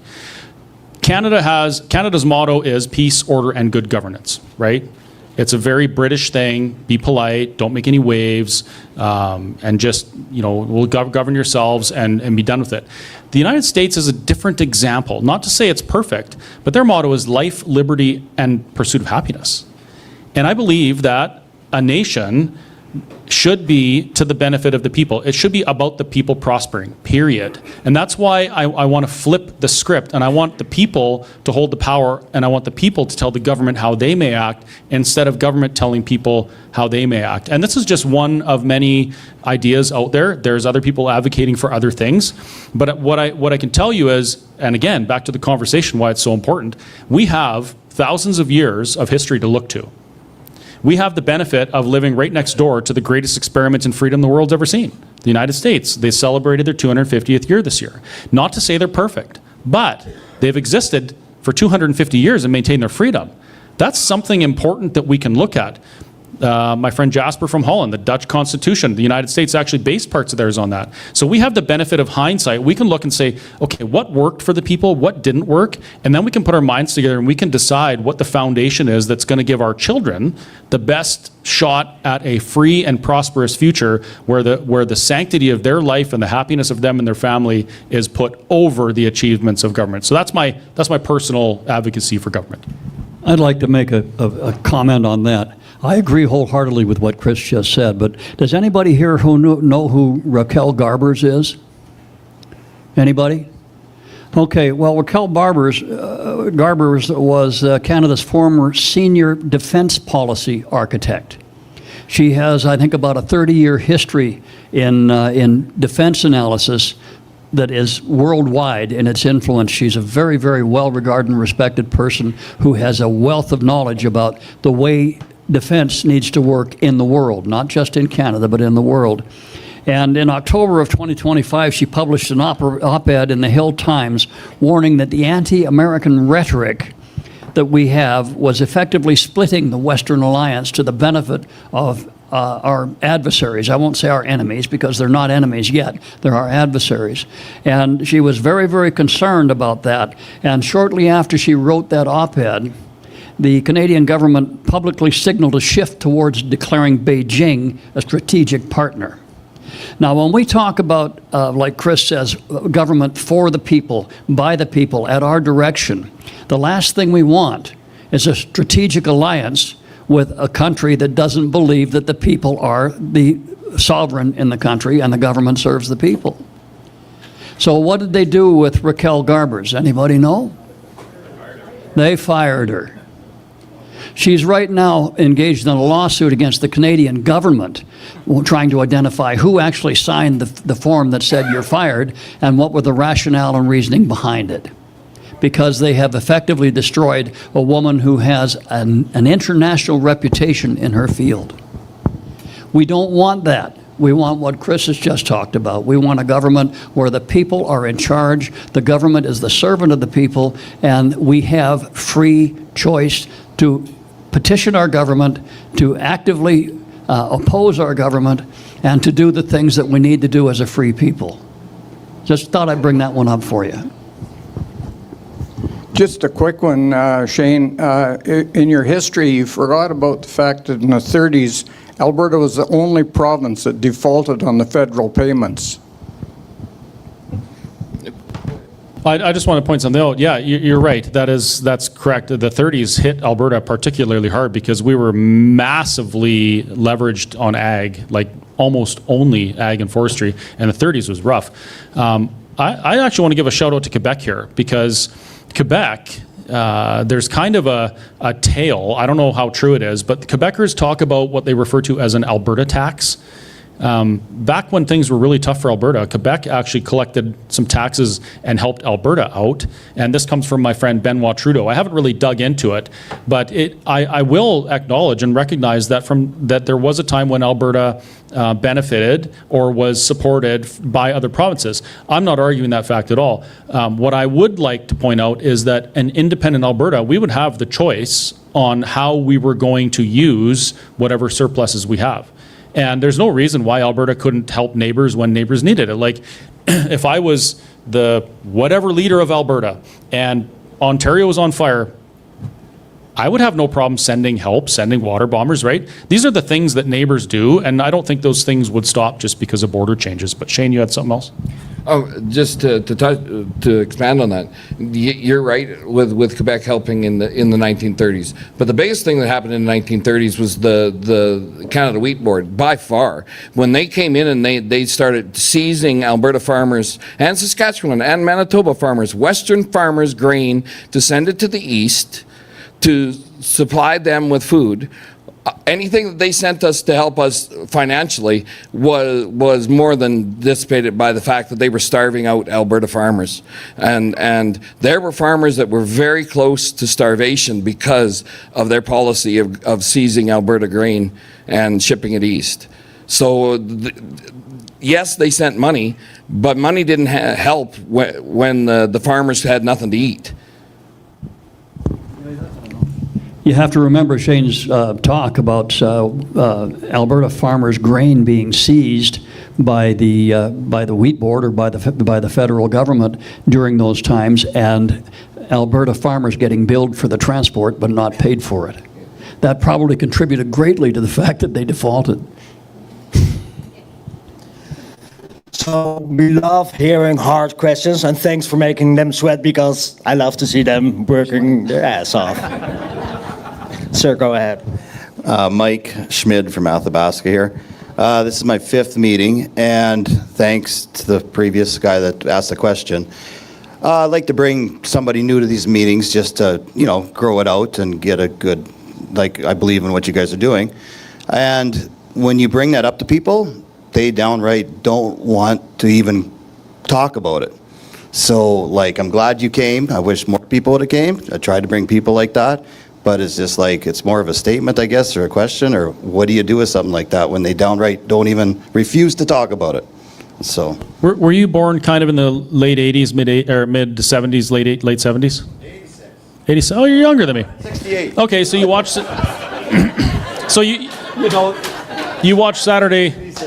You watch Saturday morning cartoons. Oh yeah, yeah. Well, we didn't have much here, one channel, so. you remember in the cartoons when Bugs Bunny or Elmer wanted to take someone somewhere? He just walked up behind him with a potato sack and just put it on him and put him over his shoulder. Don't do that. That's a good question, and it's just a reality. As a Canadian, we're taught two things. Or we're told to do two things. Don't talk about religion and don't talk about politics because it's rude. And this has been kind of hammered into us for years. And it's put us in a position where we think it's inappropriate to talk about the two most important things in our lives. So politics.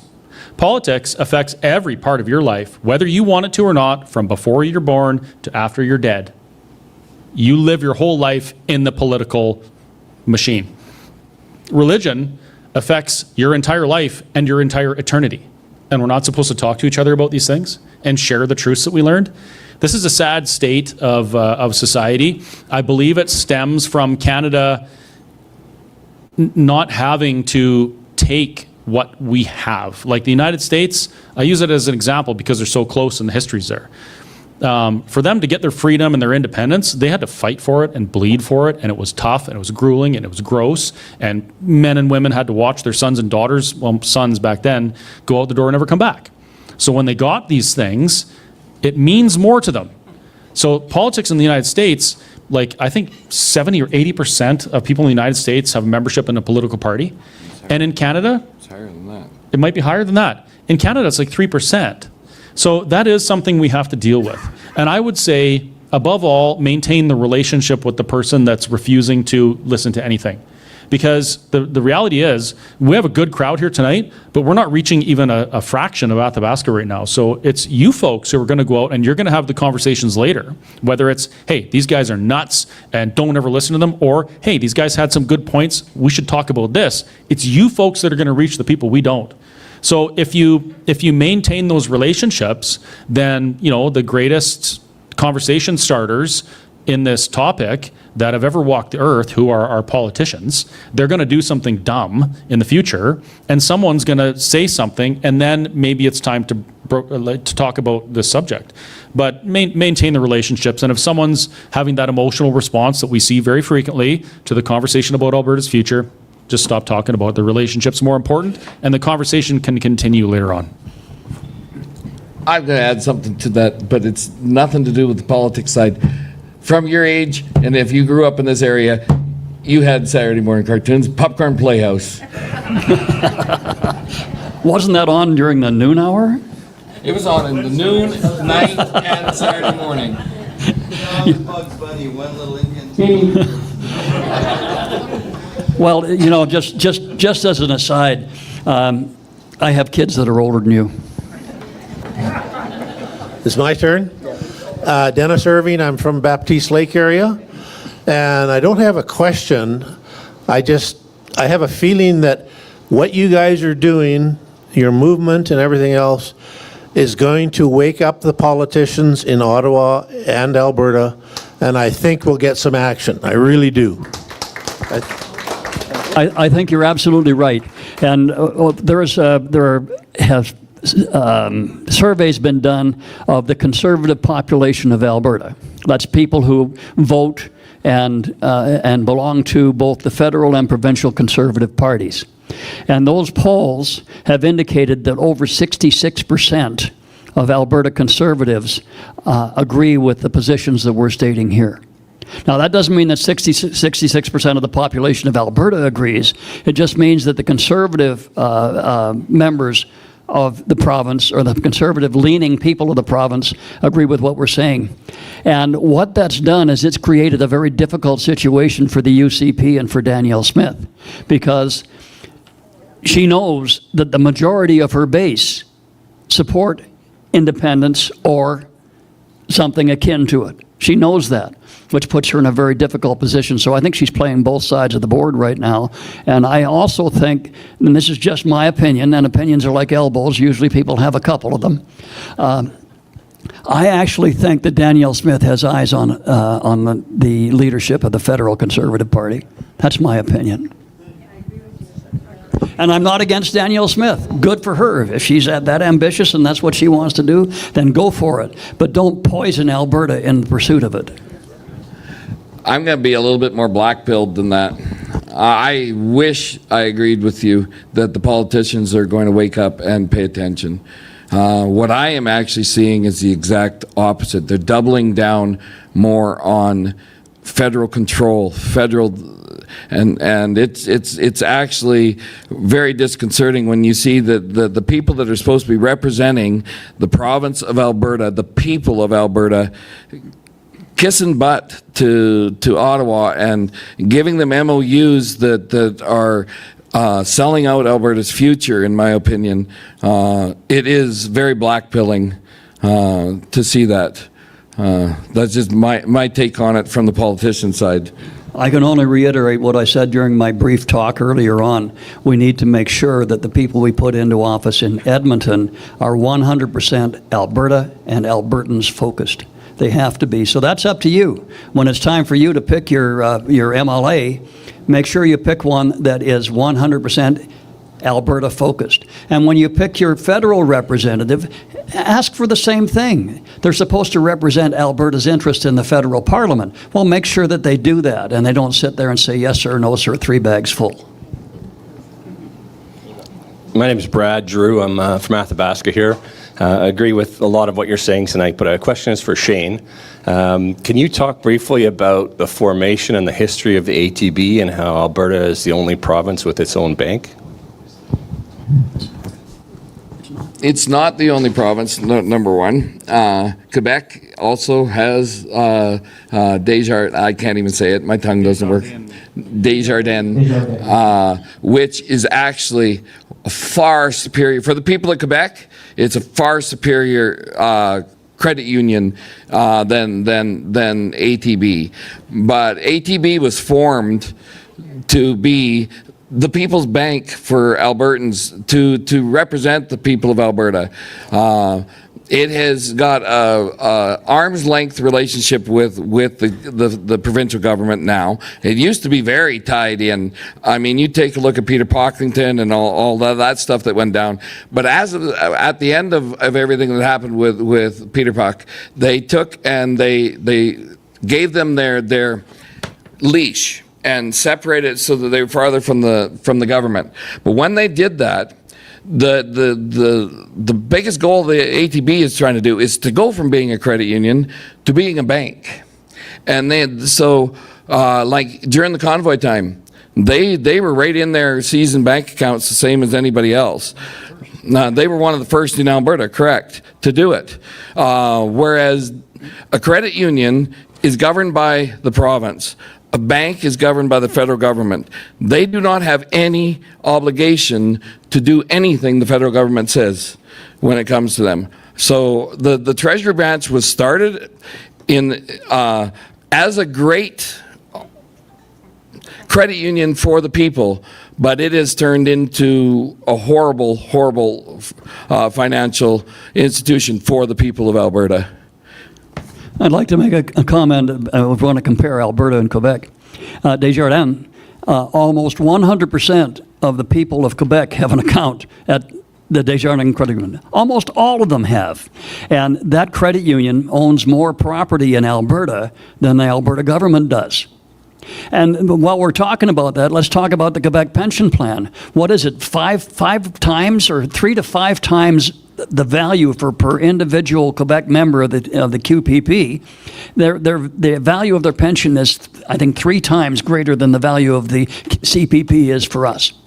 They've done a marvelous job financially, at our expense in some ways, but we could do a whole lot worse than emulating what Quebec has done as far as asserting their sovereignty within Canada.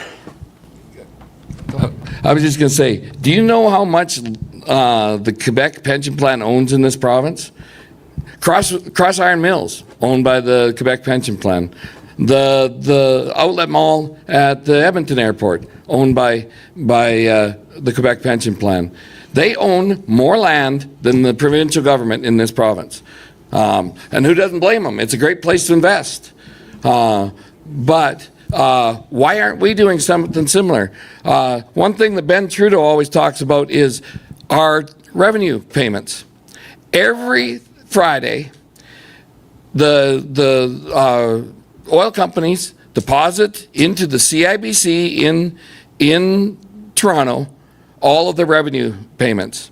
And over the weekend, while it's being posted, the CIBC makes, what is it, 6 million, something like that? I thought he said 2 or 3 or something. Anyways, it's several, how much, Brad? $2 to $3 million in interest payments that stays in Ontario. Why aren't they taking and putting those revenue payments into Alberta banks? I mean, there's no reason for it. And it doesn't have to go through the legislature. They just have to say, we're changing bank accounts that we're putting it into. Put it into this bank account, and that money would stay in the province. Do you know why Quebec does what they're doing? Why they pursue sovereignty the way they are? What makes Quebec different? Quebec has struggled. It's the culture. So in the 1600s, in Quebec, it wasn't easy for French-speaking Canadians. It was absolutely awful. They lived under some incredibly oppressive conditions, and that carried through right until 1960, I guess, something like that. French-speaking Canadians couldn't get loans. They had jobs that had hugely disproportionate safety issues. It was bad. That booklet that some of you took, I wrote it. It's called Why Every Argument to Stay is a Reason to Leave. There's a whole section on there on Quebec, and I didn't know these things. But the short version of the story is Quebec culture was built on the struggle and sacrifice of French Canadians that they remember to this day. So when you talk about sovereignty with Quebecers, they had to take their sovereignty to pull themselves out of that. They had a reason to do it. With Alberta, we're looking at some, annoying taxation, annoying underrepresentation, certainly nothing like what the French Canadians had to deal with back then. For us, it's more of an opportunity of how much better things could be if we managed our own wealth and affairs and made the decisions here at home. But I would encourage you, if you have one of those, I didn't bring enough apparently, please share it with someone else when you're done with it and really read up on what Quebec went through. It's quite the interesting thing. And I never learned this in school. I didn't learn this until I met Ben Trudeau. It's interesting. And that's where I would recommend, this is going to be a direct plug for Ben's book. There you can get it from Bahra at the back. That book lays it out exactly what, doesn't matter whether you want sovereignty within the United Canada, as Ben is, he's a sovereignist, but we agree on 98%, it's what has to be done. It's the remaining 2% that we disagree on. But every step that he talks about in that book, we need to do. If we want control over our lives, we have to do that. And Ben has been an advisor to Stephen Harper, or an advisor to Jason Kenney and Danielle Smith. He's been around politics both in Quebec and then here for the last 22 years. So I would recommend everybody read that book. It's full of information. I would second that. Read his book. My wife she has his book. Then he's made 3 smaller books about particular things that my wife is devouring, and I have to listen for hours to her tell me why I need to say this and say that and say the other when I come to things like this. But I'd like to point out that there's some differences. Like Quebec is a unique culture. They have their own culture. They are, in fact, a distinct society because they're distinctly different from other parts of Canada. So does Newfoundland. Have anybody here ever been to Newfoundland? Tell me, they're a distinct society, aren't they? Well, so are we. Now, there's a significant difference between the people of Quebec and the people of Alberta. And I'll express that this way. Quebec's government has done what it's done for its people, and the people have come to expect the government to continue to do it. The government does for the people expect the government to do it. We are different. Our culture is different. Our origins are different. What we say to government is, don't do this for us. We don't actually tell them that. We don't expect them to do this for us. We expect them to get the hell out of the way and let us do what we do. We want to develop our own resources, our own agriculture, our own mines and minerals, our own petroleum, and we want the opportunity to sell it, and we want them to stay out of our way while we make ourselves wealthy, or at least comfortable. Quebec is different. I don't want to be like Quebec. What I want to be is I want to exert the same control over our sovereignty that Quebec does so that we have free agency, free choice, and the ability to influence what happens to our children, our grandchildren, and in my case, our great-grandchildren. That's what I want. So I've got a question written down from somebody in the audience, and it's one of my favorites. Most asked question. Guess what the question is? Landlocked. No. It's a mag. Use a mag. No, it's if we separate, what will happen to our CCP, ASB, and pensions? So the question is about pensions or things that you're currently receiving from government that you're concerned about. Pensions, OAS, those types of things. So first of all, in October, nothing will happen. If Alberta chooses to continue the conversation and begin the process and we have another referendum and that referendum's a yes, the next day, nothing happens. There's a period of negotiation that happens after this. And this is written in the Clarity Act, which is Canada's preference, the way this would go. Your pension, though, specifically, that's yours. You earned it, you contributed to it, you were actually compelled by law to contribute to it. That's how good of an investment is. They had to make a law for you to invest in it. And you'll get it. If you move to France, you continue to get your pension. If you move to Holland, you continue to get your pension, right? Here's a question about your current pension. If you pass away, what happens to your pension? Are you happy about that? That's not the government's money. That's your money that they collected from you and invested in that pension plan. And when you and your employer, yes, we match it dollar for dollar. So if your pension is something that you would have had and you pass away and that can't go to your kids, sorry, they get a little bit. What, are you happy with that? You shouldn't be. Now, that's not to say that the people that are receiving pensions shouldn't be assured that their pension will continue. So I can tell you by letter of the law with the Canada Pension Plan Act, your pension continues regardless of which nation you live in. However, it would be dishonest of me if I didn't acknowledge that the federal government may try and do something to say, well, we're going to cancel that or something. Personally, I can't see that it's going to happen, but it has to be brought up. My advocacy, and I will fight tooth and nail for this, if anybody's receiving any kind of entitlement from the federal government currently, and Alberta decides to pursue self-determination, Alberta sovereignty, independence, I would be fighting tooth and nail to say that I don't give a crap, Alberta, how much it costs or what you have to do. You're not leaving anyone behind, and you cut those checks and you make sure those people get those things that they depend on, because self-determination isn't about leaving people behind. It's about creating a better future. So we can't exactly say, well, we're just going to ignore all of the people that need that stuff to survive. I also want to point out that there are people that are trying to tell you, politicians, trying to gaslight you, to tell you, if you choose something different, you'll lose your pension and you will lose your citizenship.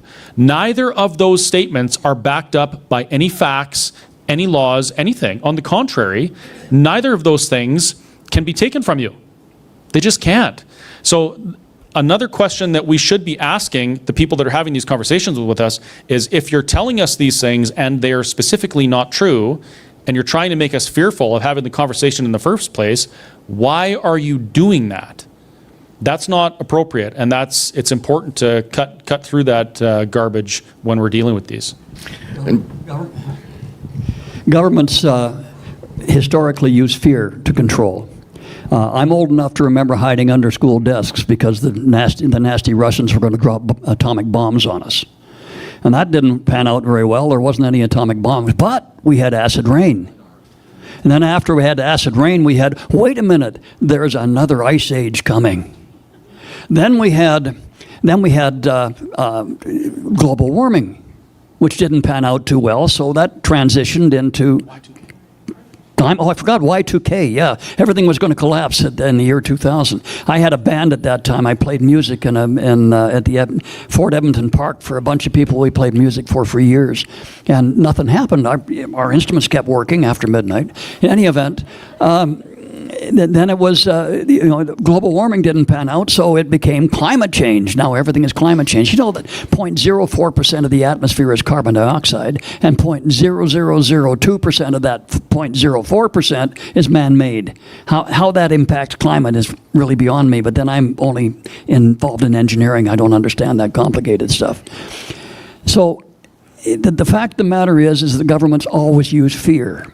That's what they do. They make you afraid. They want you to maintain the status quo.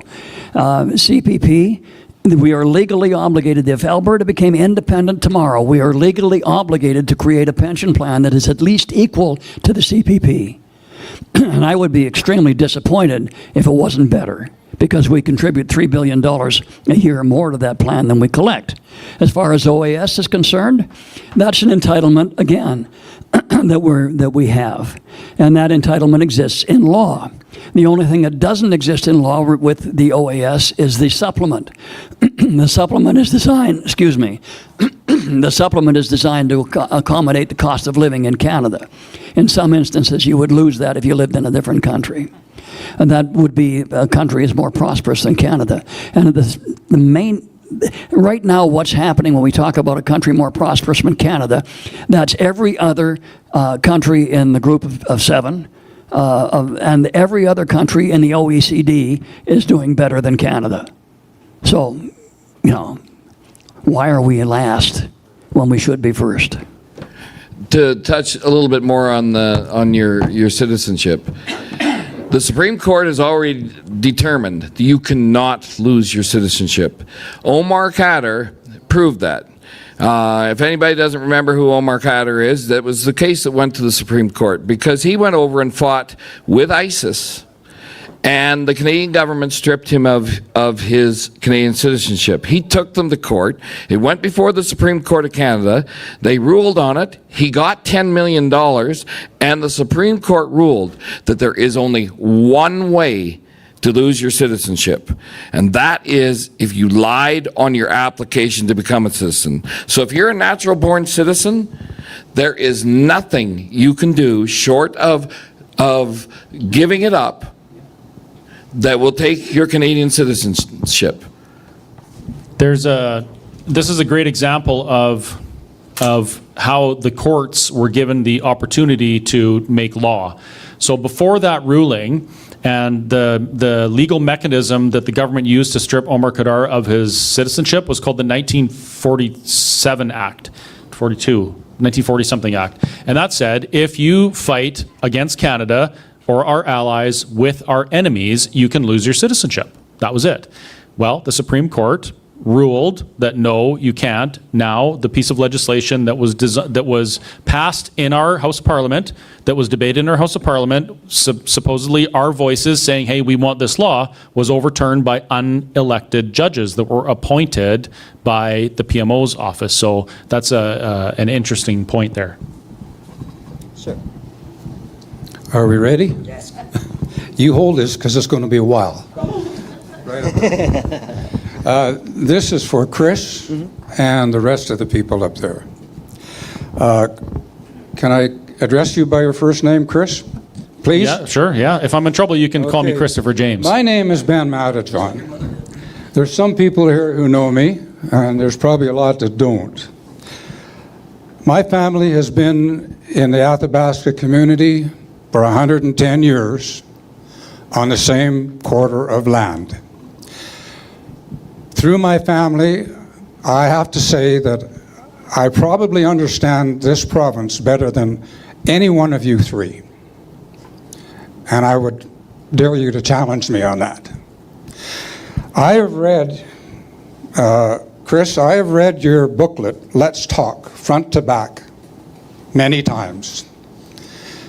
And I'm here to challenge you and everything that you and your people are promoting. On everything? Everything. Okay, it is a long question. Even your last page of your booklet, which contains all the articles, the various budgets, polling, statistics, etc. That's fine. But what you've done is from your run-in that you had with the federal government at your burger bar over COVID, you sat down and you wrote a manifesto about how to fix this problem, and you came up with the idea the best way to fix it is to leave it. I disagree. Well, that's not accurate, but continue.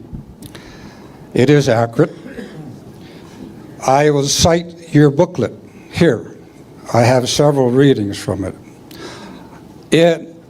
And in my opinion, all of this is not necessary. This is wishful thinking on your part, and you've contrived to bring people into the fold, obviously well-funded, and people have donated. I don't get donations. I pay tax in this county, and I have, and my family has, for 110 years. As do I, thank you. I'm an Albertan and I'm a Canadian, as are you. And I suppose you know where the name Alberta came from. Queen Yes, Victoria, the wife of the... Queen Victoria's daughter. Yes, and who was her niece? Louise Lake Louise.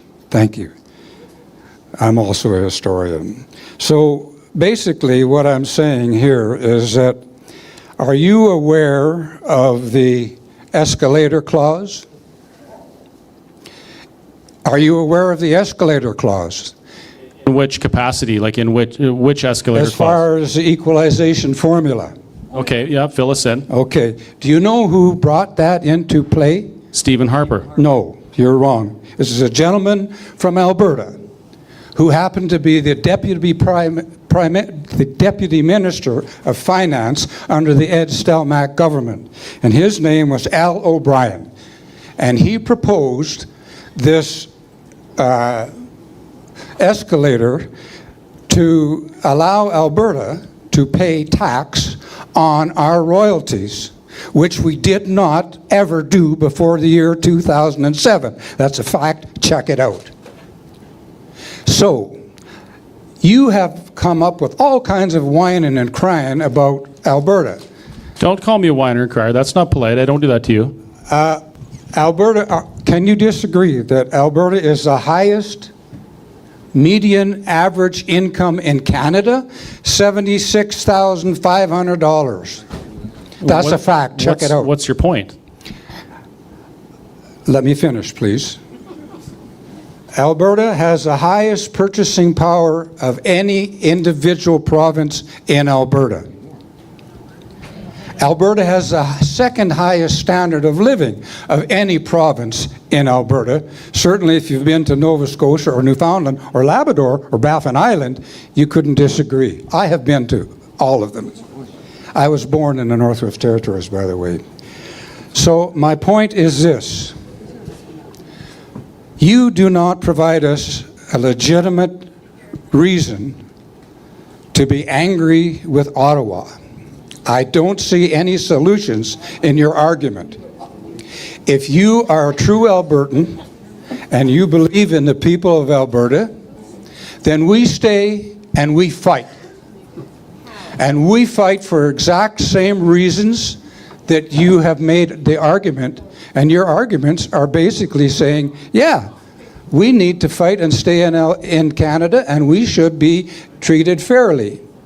I will have them ask the question now because It's a lot to remember, but I'm gonna start with your first statement about my run-in with the federal government. I never had a run-in with the federal government, not once.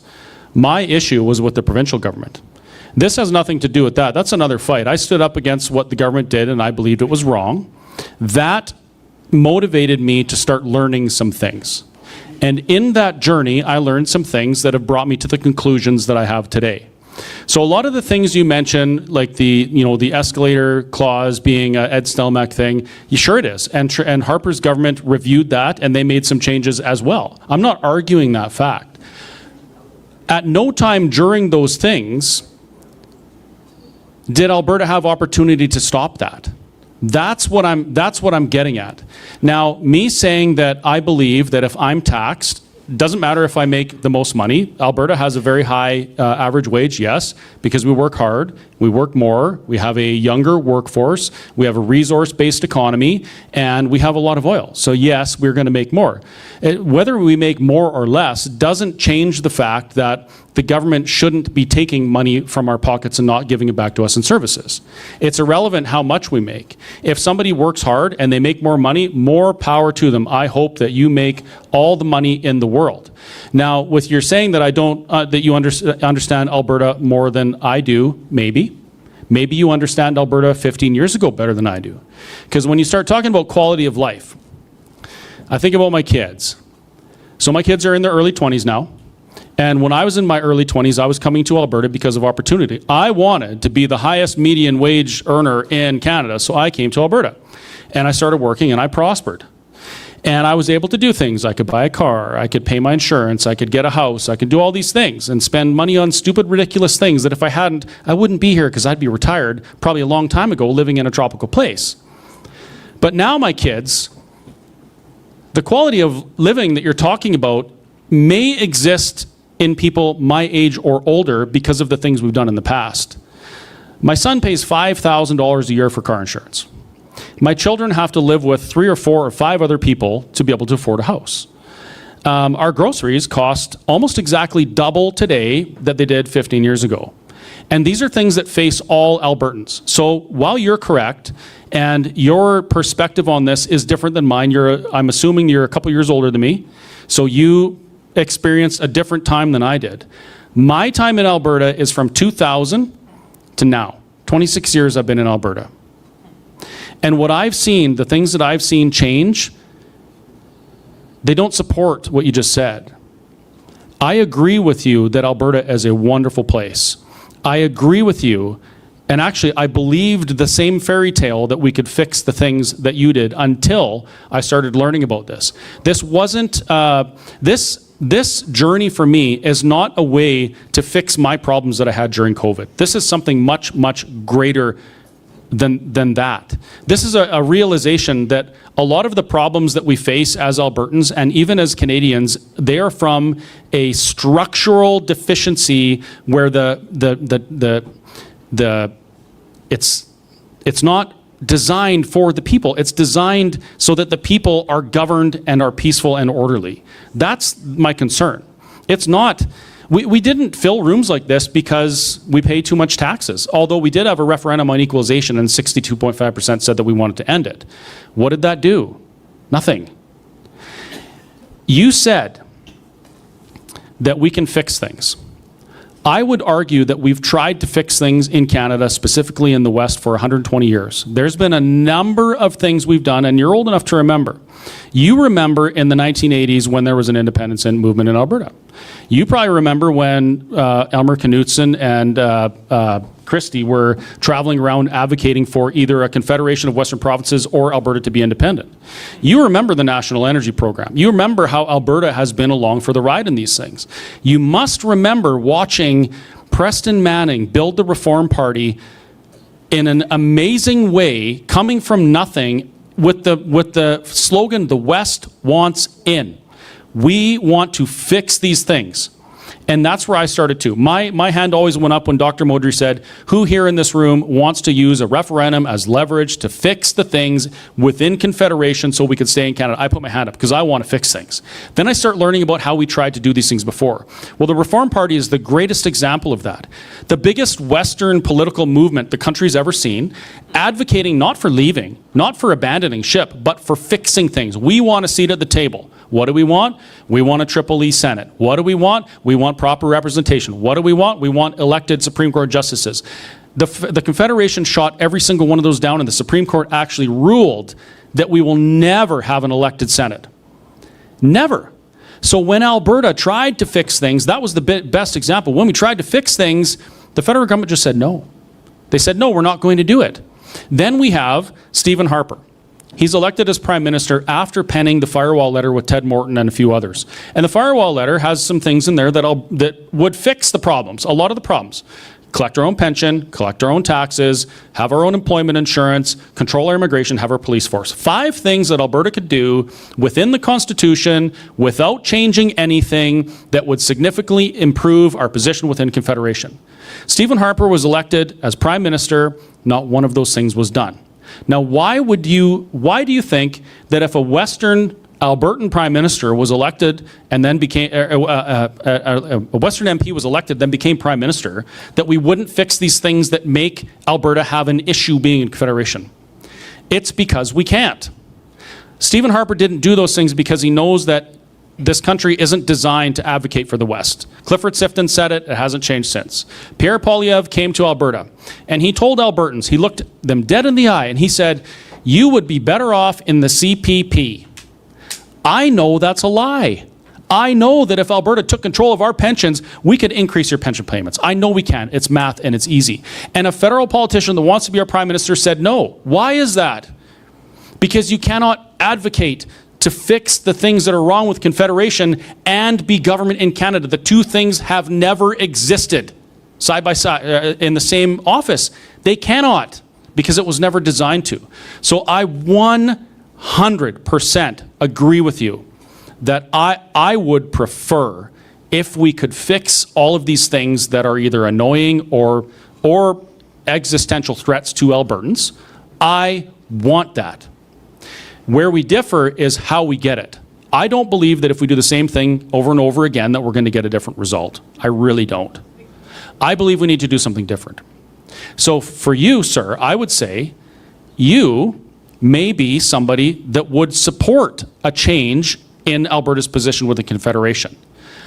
I might have a different opinion on how to get there. I say we take control of everything we can and we get the leverage so when we're negotiating these things we can.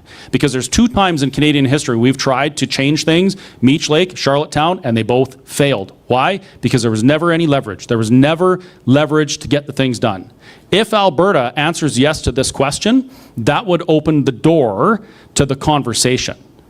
Under the Clarity Act, a yes vote in a binding referendum would lead to negotiations with the federal government and the other provinces. The following words are critical to remember. The following words are, which may lead to secession. So no matter if you believe in a sovereign independent nation of Alberta like me, or you believe that we need to fix the things here in Alberta and within Canada so that we can exist as a unified Canada. The path is likely the same. We need to negotiate those things from a position of strength that we've never been able to before, and that's what this is about. My issues with the government are completely beside the point. I'm over that. I'm suing them, but that's another story. What this is about is an opportunity for Alberta to be the first province in Canada to have the leverage to change these things, okay? Your last statement actually proves that we're closer together than we are farther than apart. Because you said we need to just keep fighting. Well, you know, you need to take a look and dive into the Constitution. Because in order for us to make a bunch of changes, there's a bunch that we can do without, but to make fundamental changes, it's almost impossible. Let's take equalization. Equalization is now embedded as of 1982. Before that, it wasn't, but as of 1982, it's embedded in our Constitution.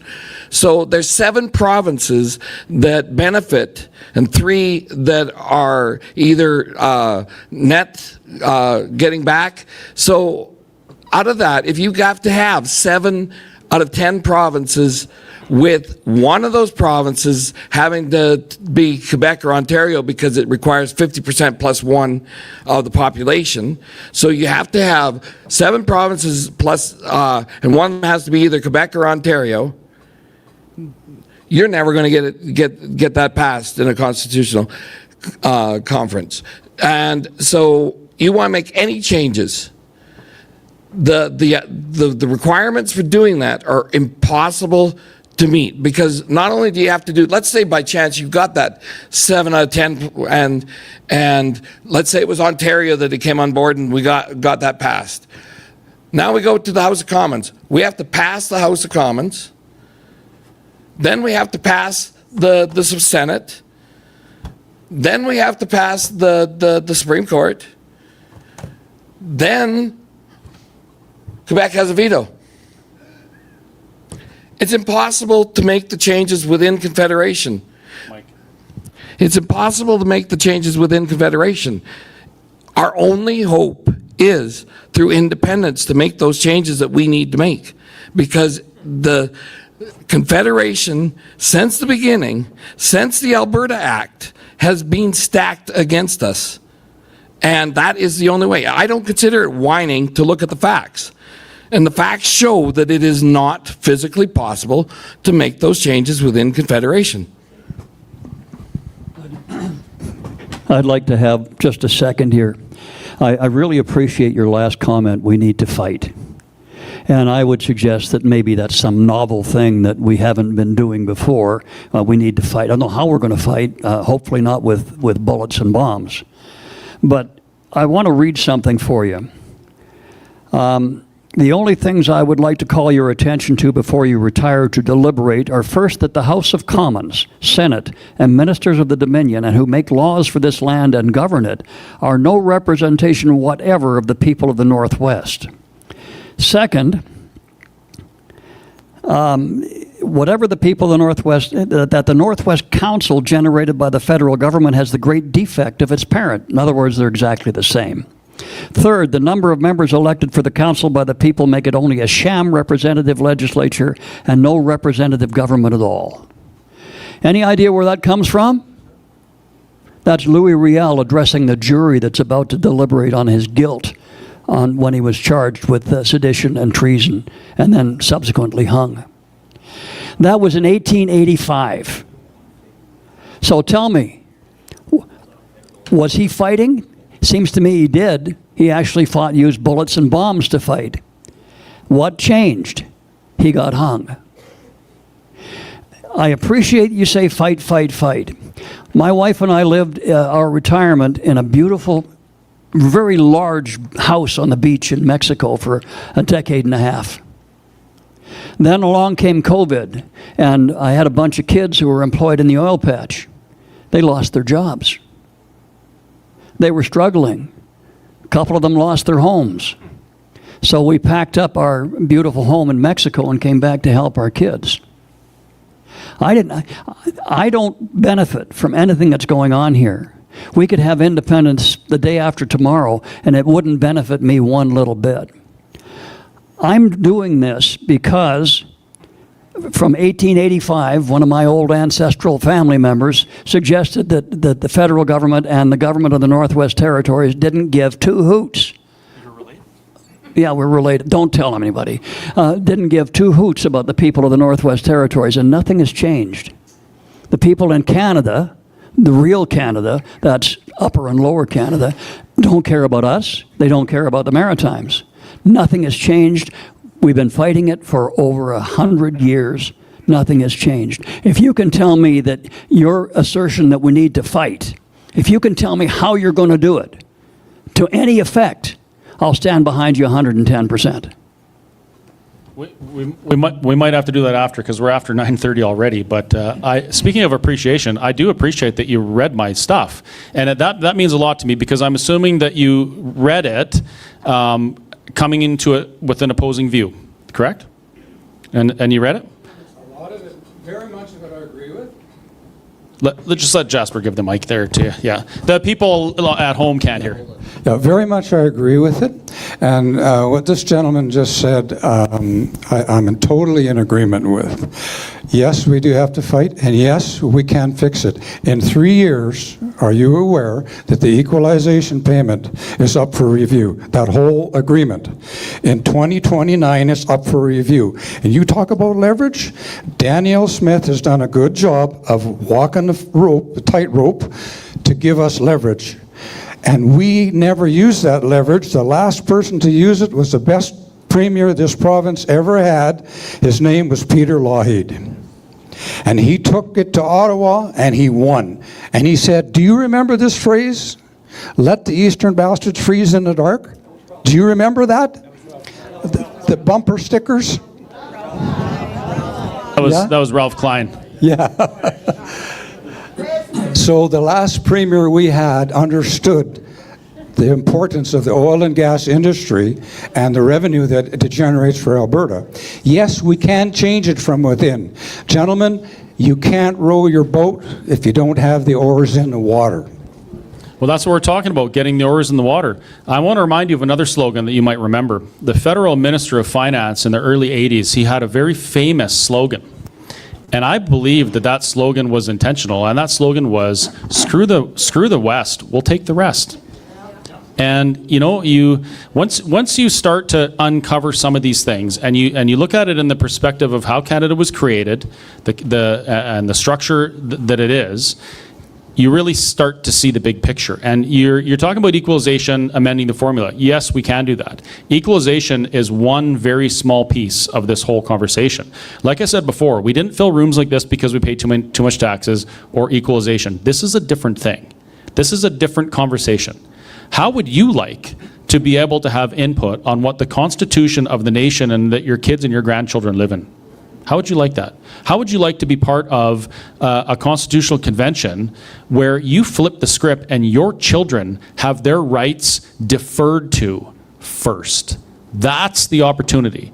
It's very little about money. I've made lots of money. I've lost lots of money, and it is what it is. But the opportunity for self-determination and the choice on whether or not we're going to do it ourselves, that's a totally different thing. And you get to all of those things you're talking about, we get to decide. And for the first time in Canadian history, we're not begging for the scraps of Confederation, arguing for the incremental gains that my friend Jason Kenney wants us to be happy with. We're deciding the rules, and we're setting the stage for what our kids' lives are going to be like. That's what we're really after. Now, how long do we have this room? Does anybody know? Oh, okay. Well, then let's keep going. I'd like to make one observation, and that is you talk about the equalization formula coming up for review in 3 years. When Jason Kenney was debating with Keith Wilson, one of the questions that came during that debate was to Mr. Kenney, and the question was, we had a referendum in Alberta where 62.7% of the people voted to eliminate equalization. What did you do? Do you know what his answer was? I wrote a letter to the Prime Minister. And what was the result, was the next question. Well, he didn't respond. Well, what did you do when he didn't respond? Well, I wrote a letter to each of the premiers asking them for a constitutional conference. And what was the response? They all said no. When you talk about the equalization, the fact of equalization is in our Constitution. We can't get rid of equalization unless we change the Constitution. The formula is something else. That's something that the provinces and the federal government negotiate. Can you actually imagine the 7 provinces that collect equalization sitting down and negotiating a new deal where they get less? Can you imagine them doing that? So how are we going to change it? Leverage. What leverage? Well, one other thing that if you're going on quotes, let's take another quote from 1980. Pierre Elliott Trudeau on bringing in the National Energy Program, and then it got written into policy. We are bringing this in not for the oil. We are bringing it to make sure that Alberta does not become the economic engine of Canada. And he said that directly and then brought it into policy. And we have been fighting against that. It's not about higher taxes, it's about having control of our destiny. We don't have control, and that we will never be given control by the East. They have, because of the way the Constitution is set up, we will never get it. One of the best things that would give us more control in Alberta is if Quebec did separate, because then that would actually equalize out what our role in the country was a little bit more. But at this point in time, we have no leverage. So 2029, how long is Daniel Smith in office then, and when does he get a pension? Elections 2027, and provincial MLAs don't get pensions, which is why they're always looking at the federal politics. I want to point something else out here. I've been a very strong supporter of Danielle Smith ever since she was campaigning as leader. And this is coming from a guy that literally hated her guts because of what she did before, and that impacted my job. When she crossed the floor and we ended up with an NDP government, that hurt me and my family. So I found myself at one point sitting beside her at a dinner table. This is maybe 6 months before she ran for leadership. And I realized who she was, and I was seething. Then I watched her campaign. I watched some of the things she did, standing up to Ottawa, advocating for Alberta. She gained my support. I've been very supportive. Today I'll tell you that I think she's doing a terrible job. I agree. A pathetic job. And the reason I say that is not to disparage her character. I think she's a wonderful person. But she campaigns on a sovereign Alberta, the United Canada. And nothing has been done to do that. And she could have done things. We could have our pension by now. She's starting with the police a little bit. She dips her toes in things and doesn't do it. But there's a lot of other things she could do that would fix a lot of these problems, and for whatever reason, she's not doing it. And I shouldn't say fix, I should say make better. One of the things that Alberta could do is a reverse fuel tax. Did you know that we could subsidize people buying fuel in Alberta? So instead of charging 14 cents a litre at the pump for road tax or whatever, we could have a reverse. We could give a 20-cent subsidy, and we could put that on our books as a liability, and we could have that included in our equalization calculation, and we could, but doing the same thing Quebec does, and we wouldn't be hemorrhaging $30 billion a year. We could do that. Why aren't we doing it? What is she doing instead, and what has every provincial politician done since 1905? Kissing the ring of the federal politicians for one reason or another. So, I agree with him, though. Peter Lougheed was the exception to that. Okay, sure. Okay, yeah, the guy that filled a lake so his property value went up on his house. Great. No, that was Delneck. Okay, whatever. My point is, I'm done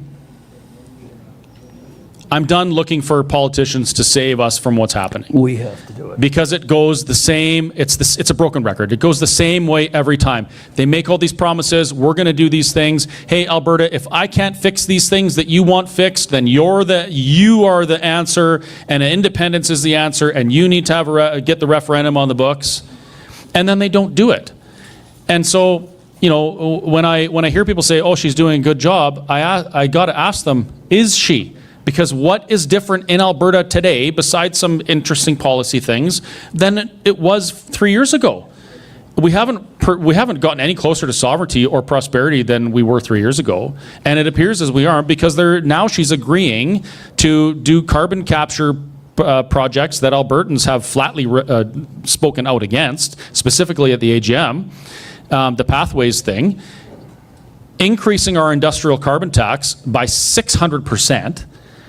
So we could have the conversation about applying for a couple pipelines. Like these are reasons why I'm completely jaded with politicians, and now I'm looking to you, sir, to be part of this instead of them. And I think until we get on that, until we get onto that, like realize it's our job, I don't think anything's going to change.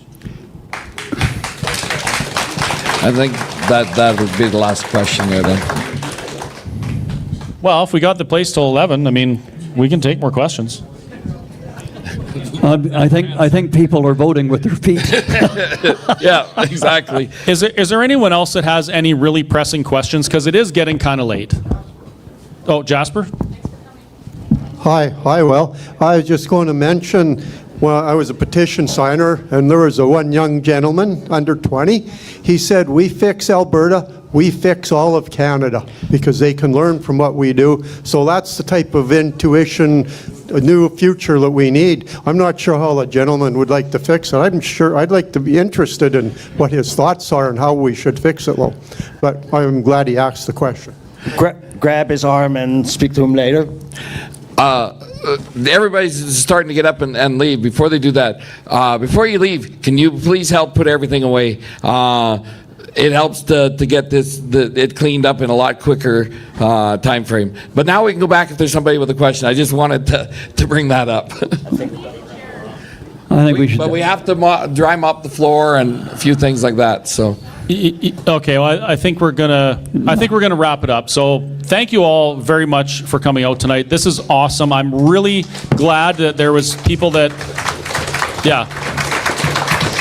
I'm really glad people are coming out to have the conversation who don't share my opinion. That's what this is all about, and please look to attend another one, bring more questions. Sir, I'd be happy to talk to you more via email or phone call. You can get my contact information before you leave.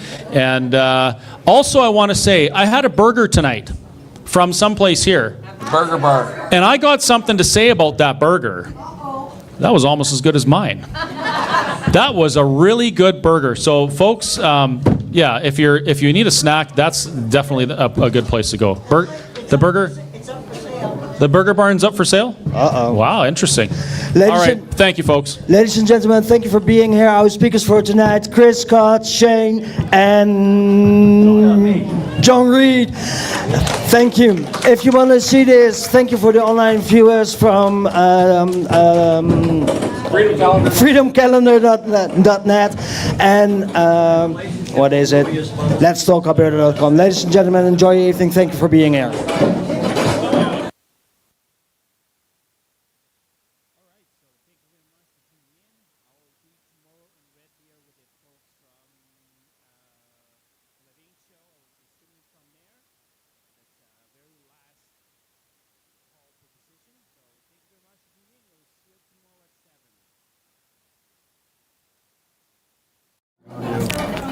Hey, you should be able to hear me now. It's a little bit loud in here, but I'm going to try. Thank you very much for sticking with us so long. We really appreciate you guys watching and sharing what we're doing. I'm sorry that I couldn't get to the comments online today. I'm tethered to my phone, and I didn't want to risk interrupting the internet bandwidth up here. But I'll read them again, and I'll try and put out some literature, maybe talk about it next time. It's really awesome that we had some people here that were obviously not sharing the same opinion as me. When we saw the room fill up today, there was a lot of older people wearing Canadian advocacy shirts and things like that. Some of them were kind of standoffish, and we had some conversations, and they left smiling. So, I guess we can have differing opinions. Come into the same room, we can talk about them, and people can leave with smiles on their face. That's what it's all about. And I guarantee that through the conversation we had tonight, through doing some Let's Talking Alberta, I think we're closer to a better future for Alberta and a better outcome. So thanks for being part of it. And we will see you tomorrow in Vermilion, Alberta, same time, 7 o'clock-ish. Be there or be, I don't know, there. Just be there. See you tomorrow. Where is it?